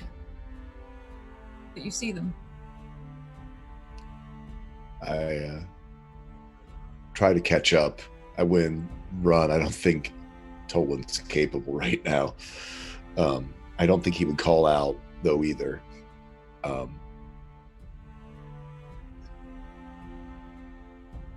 After a while, as you get that little bit closer, Avrik does turn around. It's just like, actually, I think Tollan would send a message to Na'di, just a thought, just think at her hard to turn around.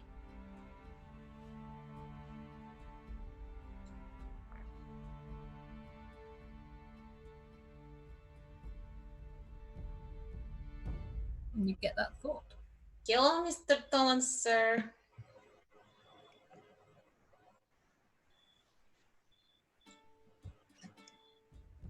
And Avrik looks up and he's just like, did he text you? And sort of looking at his like In a matter of speaking, sure, we'll go with it. And I turn and like look right at him and like a big eyebrow raised up. Are you rang? Tollan looks like crap. I mean, looks like he's been through the ringer. There's probably dried tears on his face. There's he's sort of shell shocked. No, you take this, Avrik. And like I'm pushing the terrarian into Avrik's arms. Avrik won't take it because he's just seen his friend. He's turning around looking at the phone and he turns around to tell you off. Like he's just like, why don't you ever answer? And he sort of pauses and is like, Tollan, what's wrong? I think Tollan then sort of staggers forward and pretty much all but puts his arms around each of them almost in a hug and just starts, his knees probably buckle a little bit underneath of him. Avrik immediately puts like an arm underneath one of yours to try and hold you up. Tollan, you're scaring me. What is this? Did one of those things get you? And he starts like looking over your shoulder. Avrik, give him a minute. Let's get him back to my place, please. It's something wonderful. Okay, yeah, we definitely need to get back. What is? And terrible. Oh, Nadia's looking at Avrik like, what the hell? Avrik is very locked on Tollan right now because Tollan doesn't behave like this. He's known Tollan for a long time. He's like, Tollan, what's happened? Tollan then lets go of both of them and squats down and just grabs Clyde around the neck and just hugs on Clyde and sort of weeps into the Great Dane's shoulder. Clyde sits. Just sits and rests his head on your shoulder. And Avrik is looking from the D back down to this scene, just like, I'm so sorry.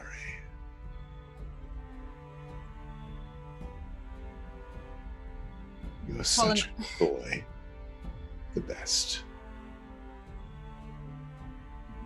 Such a good boy.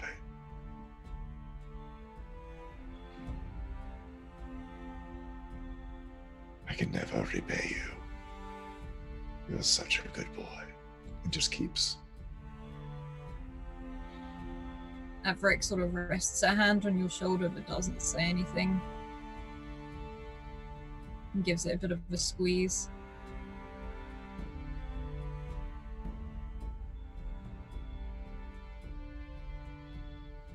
You're taking such good care of him.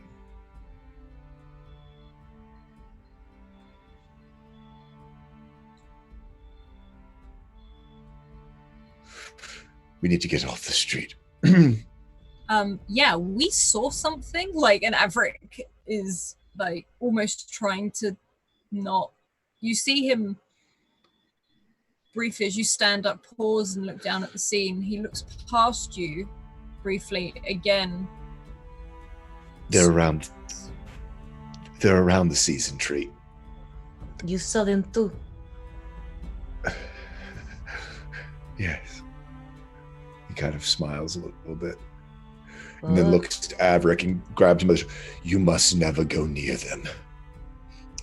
I'm sorry, what? Yeah, I know that. Have you seen what they can do? Like, and he sort of... like, he motions up to it if there's any lights or anything that have exploded in this area from them. You can see some, like, that look like they've been smashed. They're pure magic. They overload everything. Yeah. Wait. What's wonderful?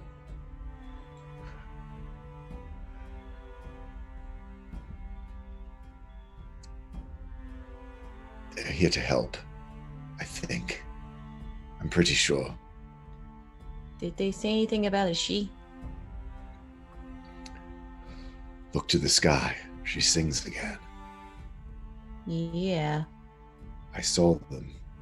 It told me that too. They came from that. He looks up at the ink spot. They manifested from it.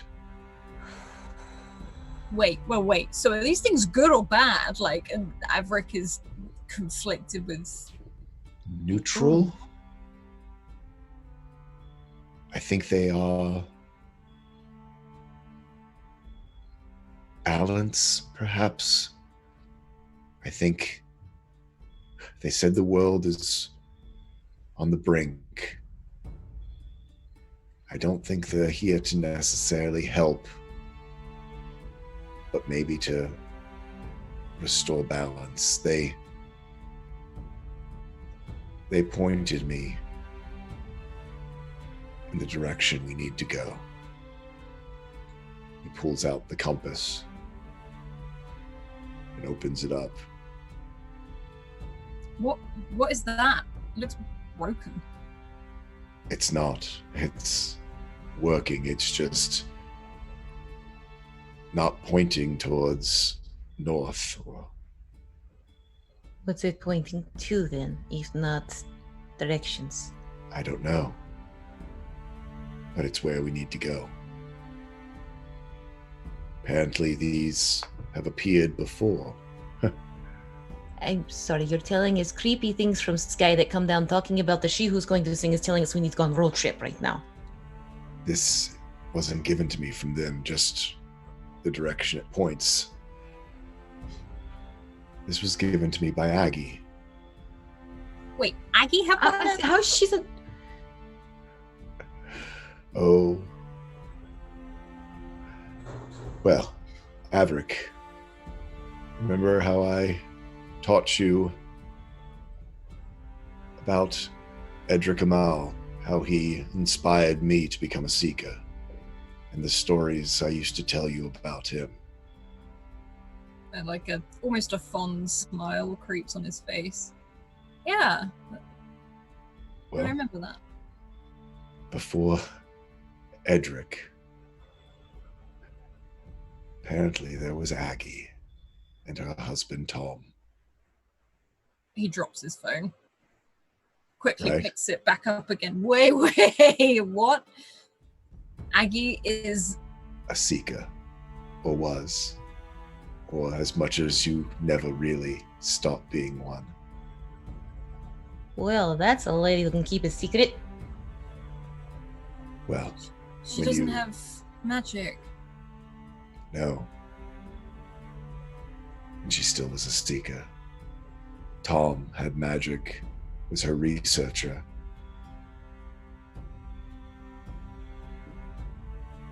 So you're telling me that seekers can now do what they do without magic, and people can do magic without exactly. Seeking's just a profession. Magic certainly helps when you are outside, beyond the walls of Conan.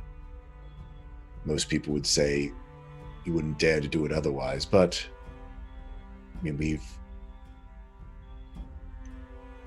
frankly, I always thought that seekers without magic were certainly not very good, but You didn't tell Aggie that, did you? oh, heavens no. Even I'm smarter than that. We are standing here talking, so that's kind of proof that you didn't. I figure we're walking, right? Yeah. A little bit, just slowly. Tollan kind of needs, probably leaning against the two of them. But Tom disappeared about the same time Edric Amal did. And the seers or the church was involved then too. But what happened to Edric? Because didn't something happen? He did Oh. something. What did he do? That was the story. That's what the newspapers said, but I mean, you saw how the newspapers portrayed what happened to me and us. Yeah. I wonder more, and I always thought that I didn't believe it because my regard that I had for him. But now I'm wondering more and more if so much of what's happened over the generations of seekers here in Conan,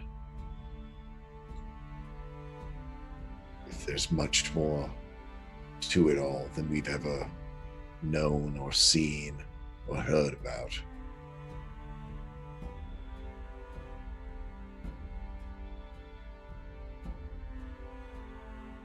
I need to talk to Aggie at some point, I guess.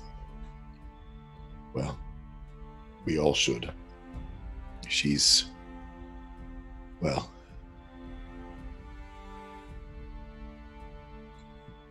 she's been summoned by the seers, and she's decided not to go. But that's not good. I've never heard of someone who just didn't go.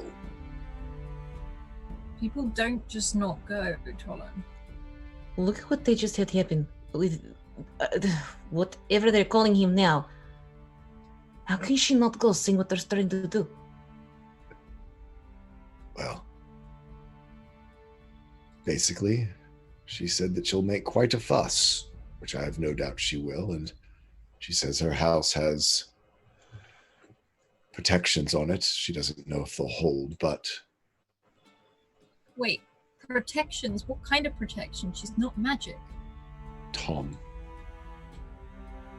Can it studied last? for many years, apparently. And as you know, he looks sort of to Na'di. Persistent magic. For those who know what they're doing, just like the trams and everything else, if he set up persistent protections, it doesn't matter that she doesn't have magic.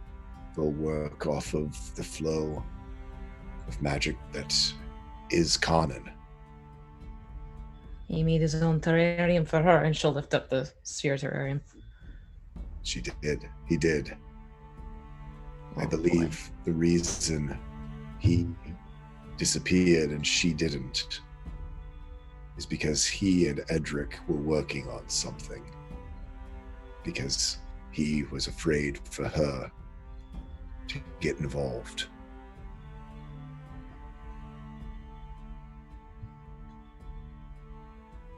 Wait. So if there's protections up at the house, is it safer for us all to go there? Perhaps. Oh, this is Would not be a bad idea. Well, the other thing is there's books, research.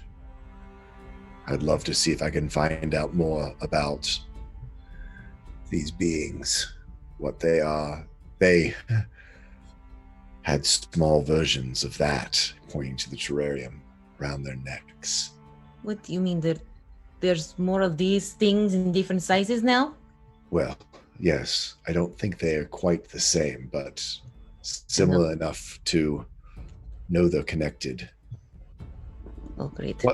Speaking of, why are you out here with the terrarium? Because there's this thing, knocking on the door, making ice, and we go underneath, and ice comes down and follows up, and he freaks out and says, "Let's go, like we go." Wait, what? One of the tall with the antlers. Yes. Came for the sphere. It started talking to it. Yeah. Oh. There was, stuff happening. And then I talked to it, and she's pointing. I talked to it, and it told me stuff about she and her and the sky and the singing, and there's another voice too, but that's something else. But that didn't talk to one. I pointed it out to the one I was speaking with, and whenever they gawk at him saying he was speaking with it, just bear with me, of whether or not they needed it. They didn't seem to indicate that was the case. I could see you while I was at the season tree. You weren't at the season tree. We walked straight past there. You weren't. There's nothing. I was there, but not there. They transported me somewhere. You let them. You tell me not to let people come and say hello in my brain, and you go somewhere with total strangers. Did you not hear stranger danger? I didn't understand what was going on, but they showed me something that I couldn't not follow. Like what? He sort of looks down and pets Clyde. And there's a raised eyebrow of realization. Really?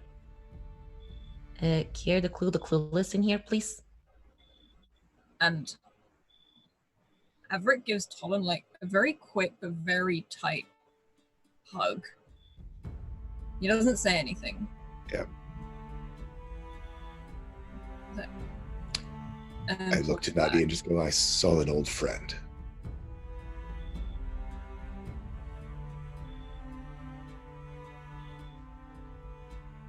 And so he sort of clears his throat.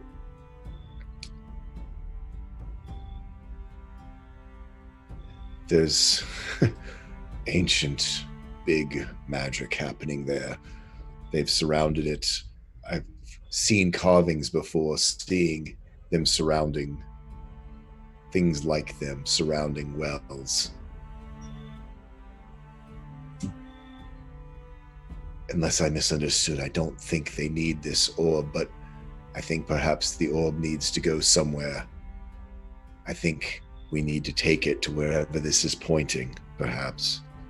Oh. I don't know how the shadows fit in, but I don't think that the shadows that made the trams fall and those beings are friends by any means. Well, considering one is producing a lot of light and the other one is not at all light, I don't see them working together, no.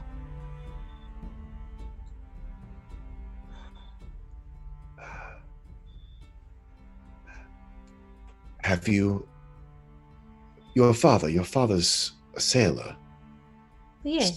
I'm not sure if he's ever talked to you about it, but has he ever told you, or have you ever seen where whales have become beached because they start following the wrong currents or the wrong whatever things that guide them. He's talked of how some things can pull you astray. Not necessarily whales, but there are some things out there that can draw you into danger. I wonder if the one that came after you was just drawn astray. It passed on its path, it passed by Bruin bindings and thought this small well compared to the season tree was where it was supposed to go, that it was, I wonder if it's lost, in fact. That it needs to join the rest at the season tree. Or perhaps now that we've taken this, it will find its way there. It's not following you still. He starts looking around. No, I don't think it is at all. I think at this point it probably would have, come upon us and, we'd be popsicles.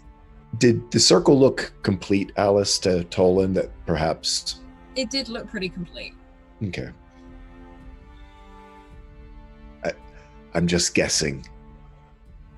But if there, I saw them, as I said, drop from the sky and come in from all parts of the city.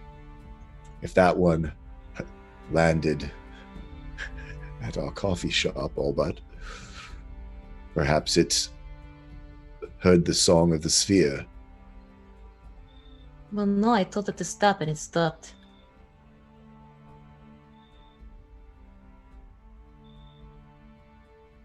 Well, and then perhaps it moved on or tried to find it. I don't... They were the one that I interacted with was very warm, but you say the one you were dealing with cold? There was the one that was doing ice, but then I saw another one and I tried to give it terrarium and it made terrarium and tried to offer it to me, but I got scared and I ran to the shop. So I saw two of them. I saw a lot of them, but the one.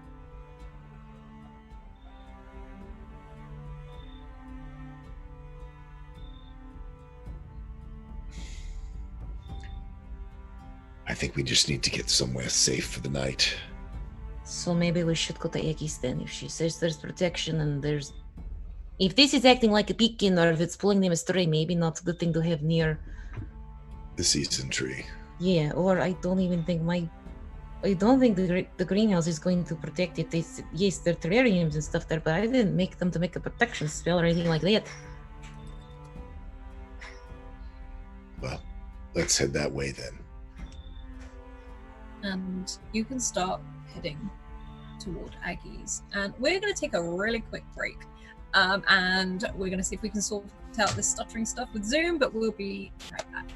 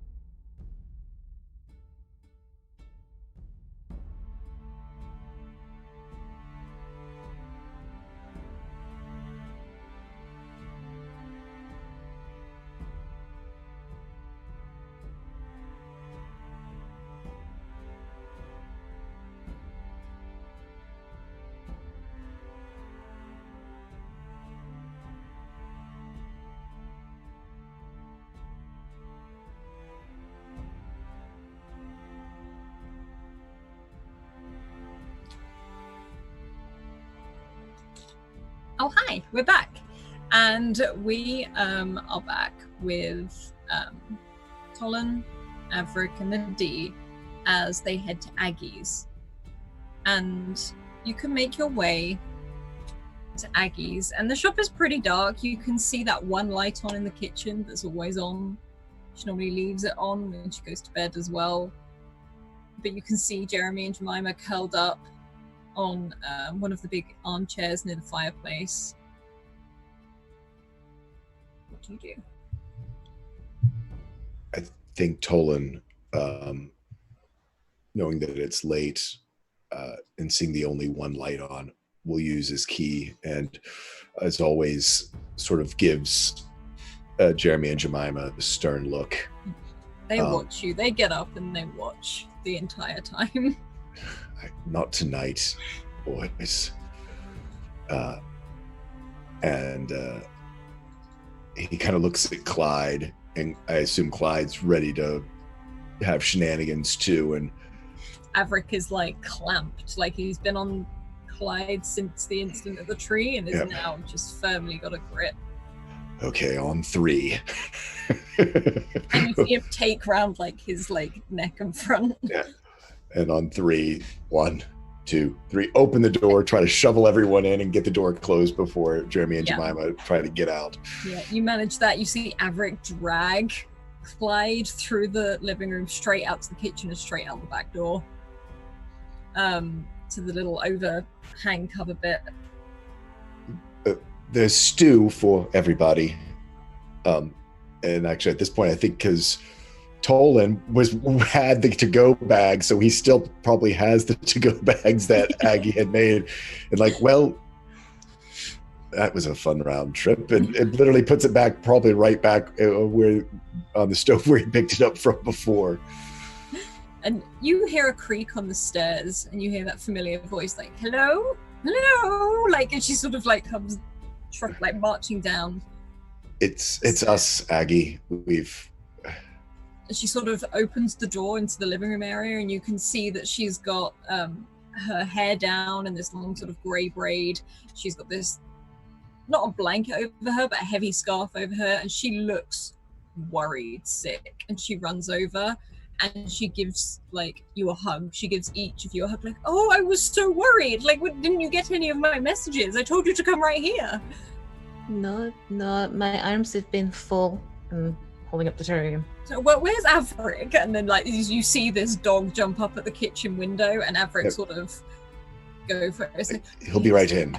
Okay, that's fine. That's all fine. And she sort of, it's like she's about to sit down, and it's like, tea. I'll make tea. I'll get it. I can boil water. I know I burn everything else, but I can boil water. Sit down. He puts her cushion on her chair for her. Where's Charlie and who's the other one? Paula, that one. Where are they with you? Are they on their way? I don't know. We haven't seen them tonight.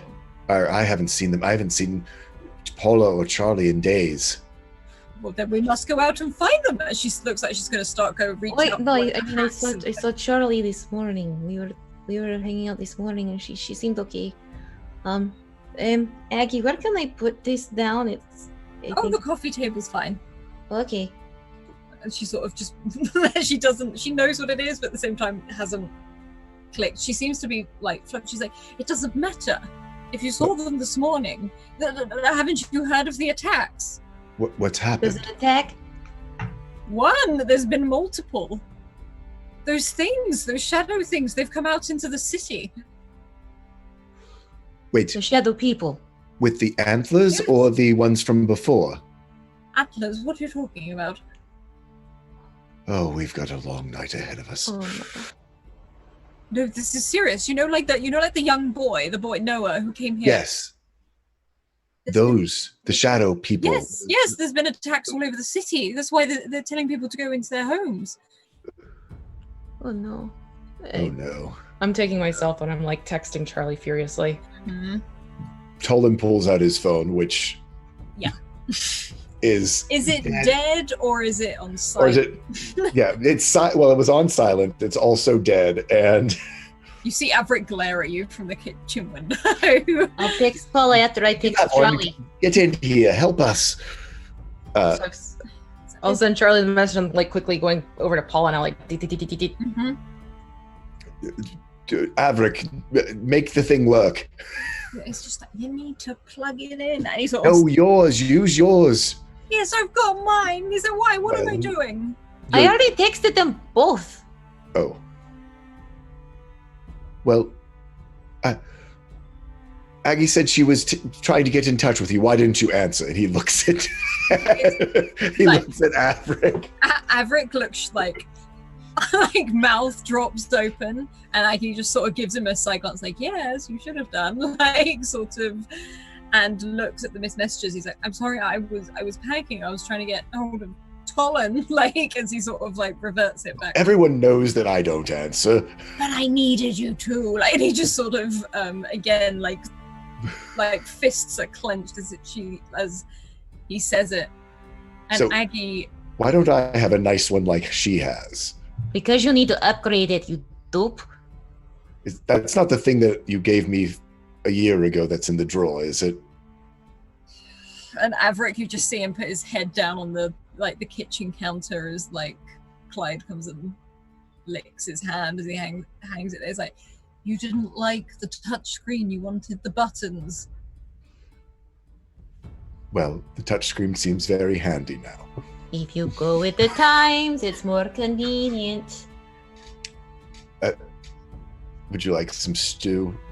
And There's a real glare. well, he immediately puts an empty pot on a burner on high as he starts fiddling elsewhere, and the pan starts to overheat. I would love some stew. Hey, Tollan, let's make a deal. Every time you don't answer your phone, I'm answering calls. But that's very dangerous. Exactly. You're not answering is dangerous too. I'll try. Me too. But wait, if you try as hard as I do, then we're in big trouble. Please, Oh, no. just. I'll learn Did they how. cause it like zap people? Like maybe it needs like a little electrical. Now that's something. He starts thinking, and you can see him now paying no attention to the stew, the hot pot, or the boiling water on the See stove. Avrik almost move you out the way and start putting on the stew. You know, it wouldn't be that hard, actually. I just have to put a little capacitor on the back of it. But it'd have to be strong enough that it could shock you through your clothes. Maybe Charlie has a way around it. Well, she shocks everything. Exactly. And Aggie sits there silent.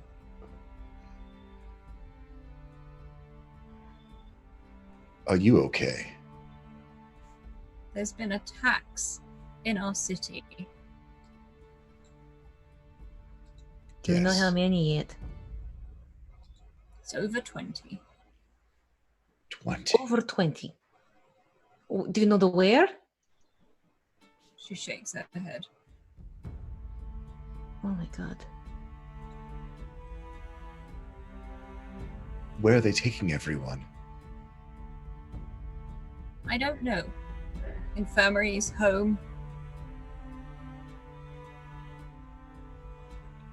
I was very worried about all of you. There's something else that's happened tonight as well.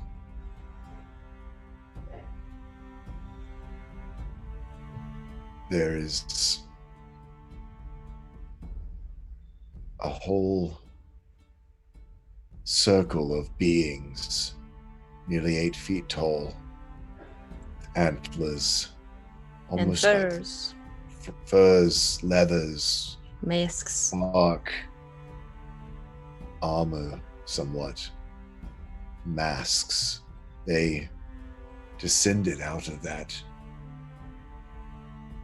oil-looking spot in the sky.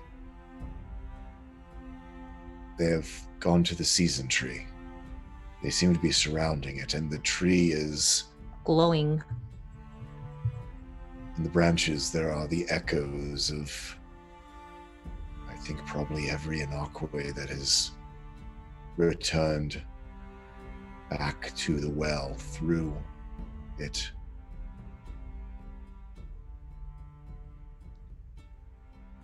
Was there more than one, did you say? Yes. There are Dozens. yeah. It was like a circle of them. I've seen a carving or a drawing or something. It was nearly a decade ago or more. I can't quite recall, other than that they were always surrounding or depicted as being that scale and surrounding well springs of magic. Aggie sort of rises to her feet and she walks over to one of her books and starts like looking at the titles of them, moving them out of the side. She's like, there was definitely more than one. Yes, definitely more than one. Yes. Yes.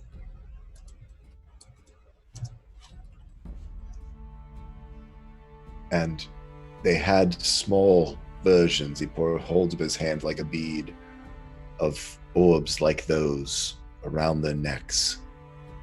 Their eyes like pools of that night sky. They said something to look to the sky. She sings again.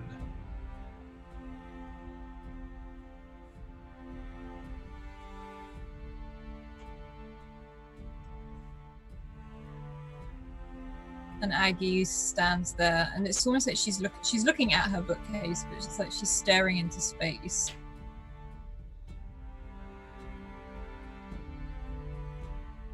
Do they produce berries from their hands? Yes, they Yes. do. He looks at Na'di.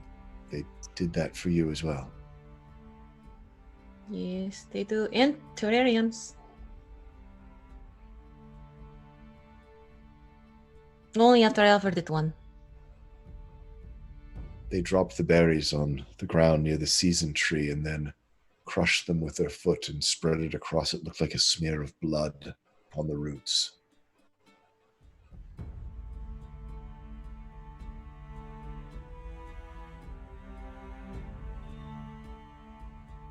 And Aggie walks over and sort of takes over the stew from Avrik. I've only heard of them. And I only heard of one. Not more than one. Edric said he saw one once. Wait, that's the name you're talking about with Avrik. A very clever man. And she smiles, almost like remembering.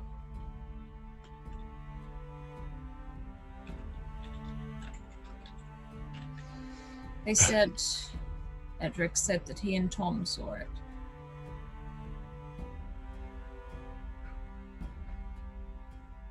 So these have been seen before here.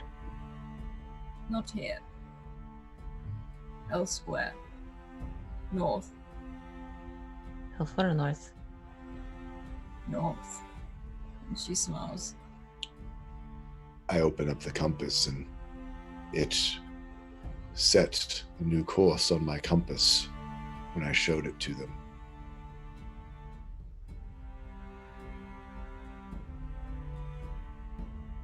When Edric and Tom said they met a creature far taller than a man, smaller than giants, antlers, a mask, and eyes like oil, and it gave them a compass.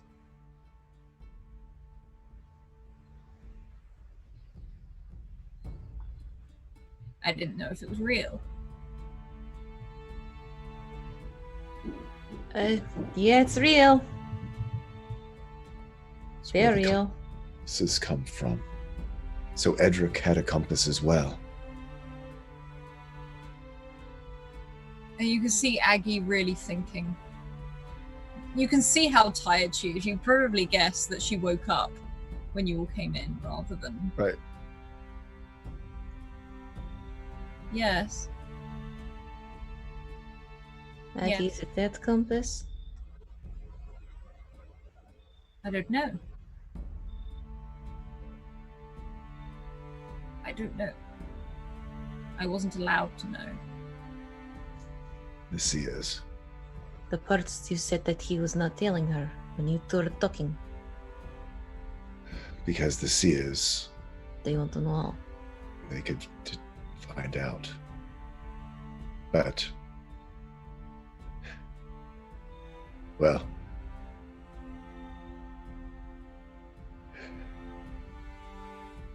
I look to Avrik. And look to Aggie. They're standing together by the stove and go, well, Avrik, in a very strange way, meet your, he sort of does through his mouth, your great-grand seeker, Aggie. And you watch them both like look at each other, Aggie definitely looking up, and just gives him a bit of a grin. And Avrik looks at her and is like, okay, no pressure, and sort of continues to stir the stew. And we're gonna hop back over to Charlie. And Charlie, you are making your way back through this cavern, almost like this tunnel. And you, well, one, you rolled a GM intrusion. And you want to give like gift that XP to someone else. Oh, great. Yeah, go for it. You don't have to decide right now. But you're moving through this cavern. And you've got Tuva almost like propped up in one arm with you. You've got Brenna under the other. Both are like asleep, like they're out of it. Their heads sort of lolling. They're like a dead weight on you. And you weave between these people. And the man with the dark brown hair who spoke to you earlier, same badge as you, steps in your path. Where are you going?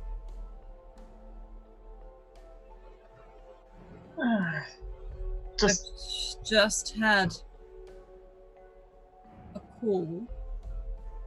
There's a child missing.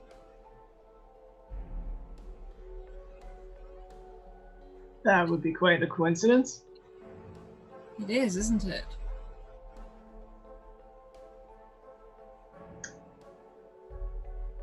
And you see 4 or 5 more watchers start to close in from around the side of the crates. Do I have view of the tunnel from the... You can see it over the other side. There's some like crates and things like that you'd have to get in between. Mm-hmm. You can see it. It is visible. It is still quite dark, Mm-hmm. but you can see it. Well, I like to just sort of give him my best. And first up,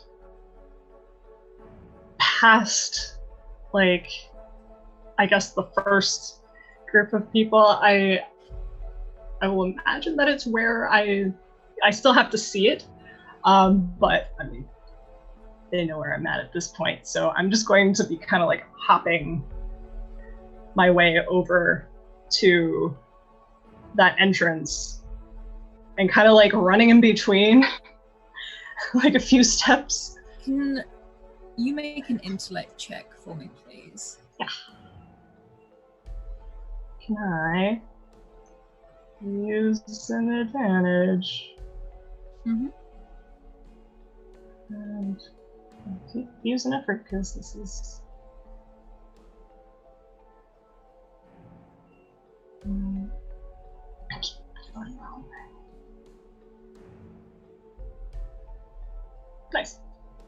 5. Okay.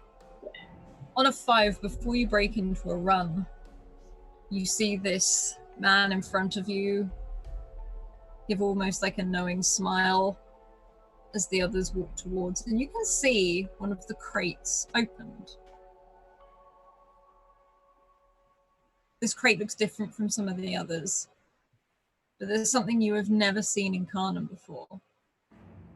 There are piles and piles up of almost these ornate looking pistols. Oh. They are made what looks to be like from wood and metal merged together with a very flat ridge down the side. And you see now each watcher has one on their belt. So, are you running? Yes! Okay. You start to run.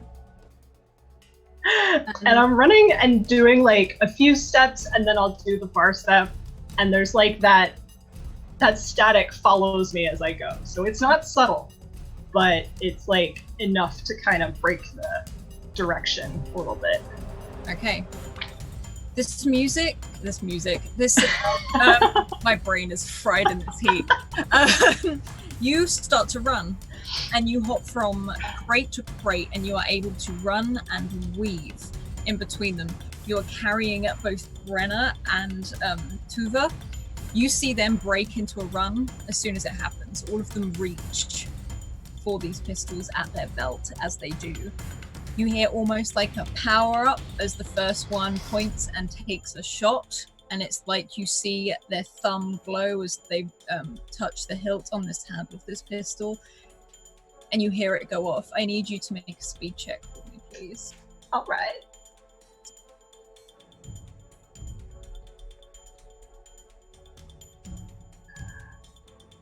Spin the thing, spin the thing. Okay. As you do this, I don't know how many resources I have.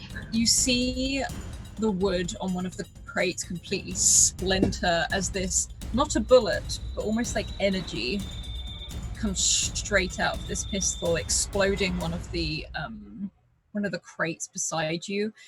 I also need you to make a might check to keep hold of Tuva and Brenna as you start running and weaving. Do I have any? I mean, I Looks like see you on got the two. overlay I have 2. You've got 2. Sure.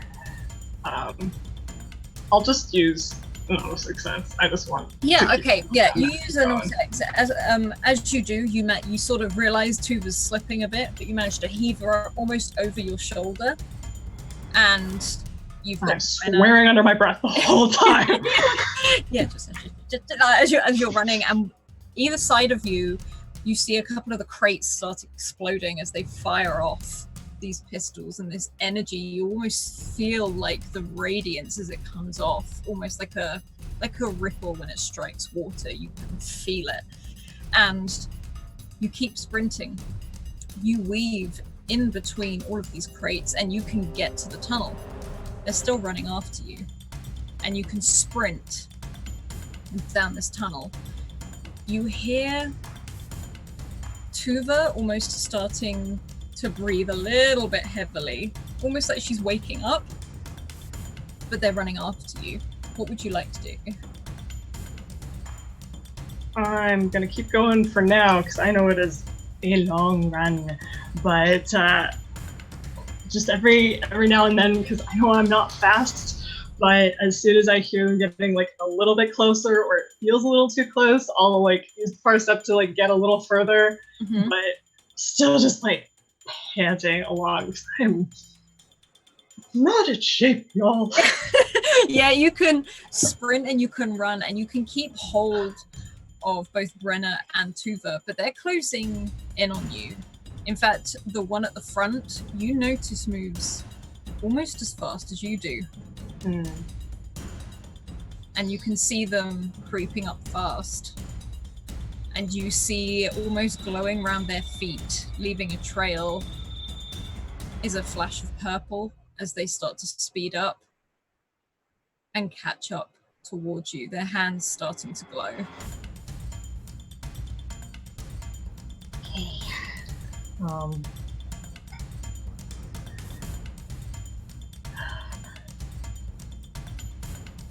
I kind of noticed that it's getting a little frantic. Okay, forgive me for this, buddy. And I'm just gonna almost like skid for a second and let Tuva roll. Tuva and Brenna. I'm just like, sorry. But let them just kind of keep going in the direction that I'd like to be going. And turn back, and that same like rubbing your hands together, get a little bit of static going, and similar to how she did before with the as the Watchers in the alley, it's the same like high emotion, high stakes kind of deal right now. And the goal is to either push them back or stop them here. Okay. So you roll for me, please. I guess it is. Will be considered an onslaught. I guess I have one more advantage. Let's do that.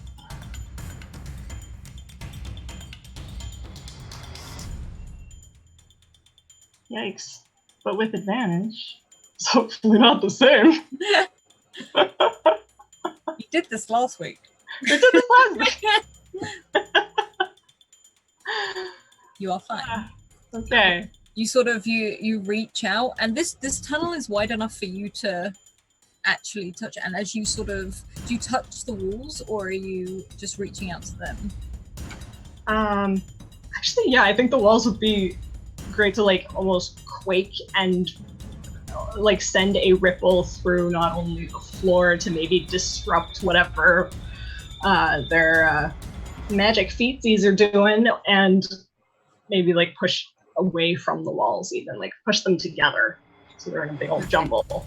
You see them coming, and they're running, and there's that one at the front that is moving much quicker than all of the others, almost on your tail as you sort of slam your hands into the side of the wall, and that static erupts, and that rumble, almost like that almost like a sound wave, starts rushing. You hear like a screech run down this tunnel, but as you do, you look up for a moment, and you're where all those drawings and all those carvings were, and that energy starts running through each and every crack and each and every painting, and the whole tunnel glows with these symbols and these depictions on the wall, and there's like a screech, and as you do, you see the walls start to crack as these threads breaking start working their way up the side,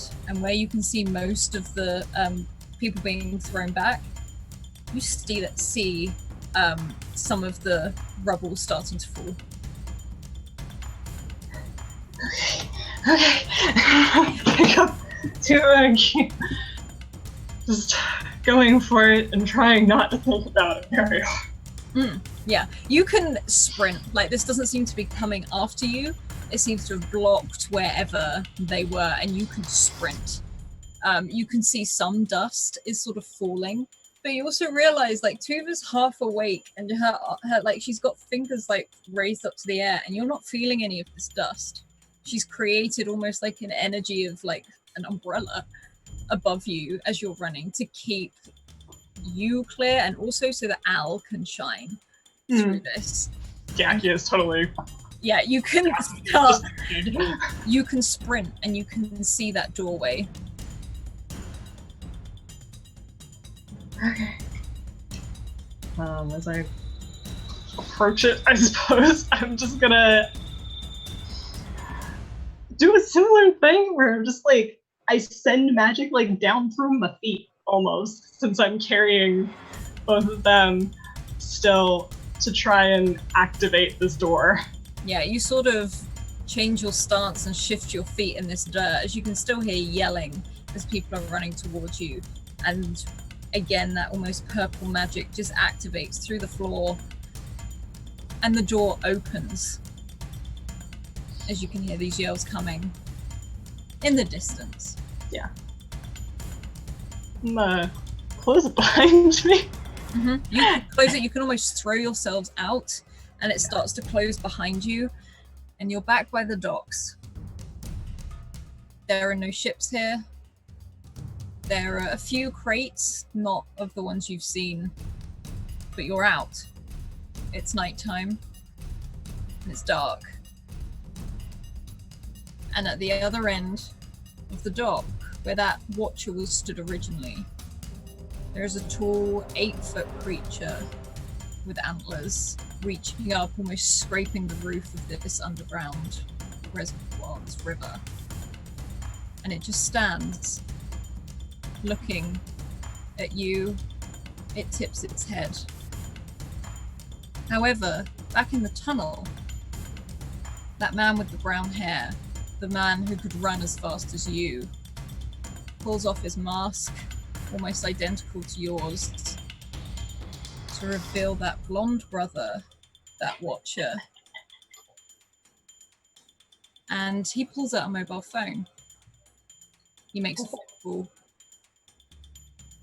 I think we've found what we need. She'll do. And we'll leave that for Doors of Dunera this week.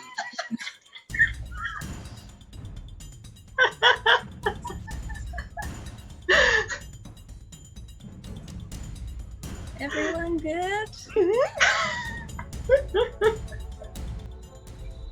That's fine.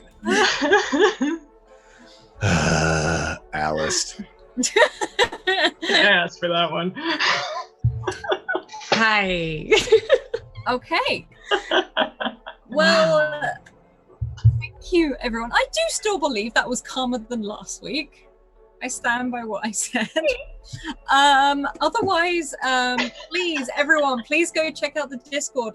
Let us hear your theories. Let us hear what you think. Do you have a favorite bit? We'd love to hear about it. Also, a huge thank you to our wonderful sponsors in the Bird in the Storm, and also Mage Empress, who we absolutely couldn't do this without. Otherwise, please check out all the links coming up in chat. We replay this every Friday. Definitely check out the website, the one from Julie created, because it is gorgeous. Amazing. Spoilers, yes. Yes. Just a heads up.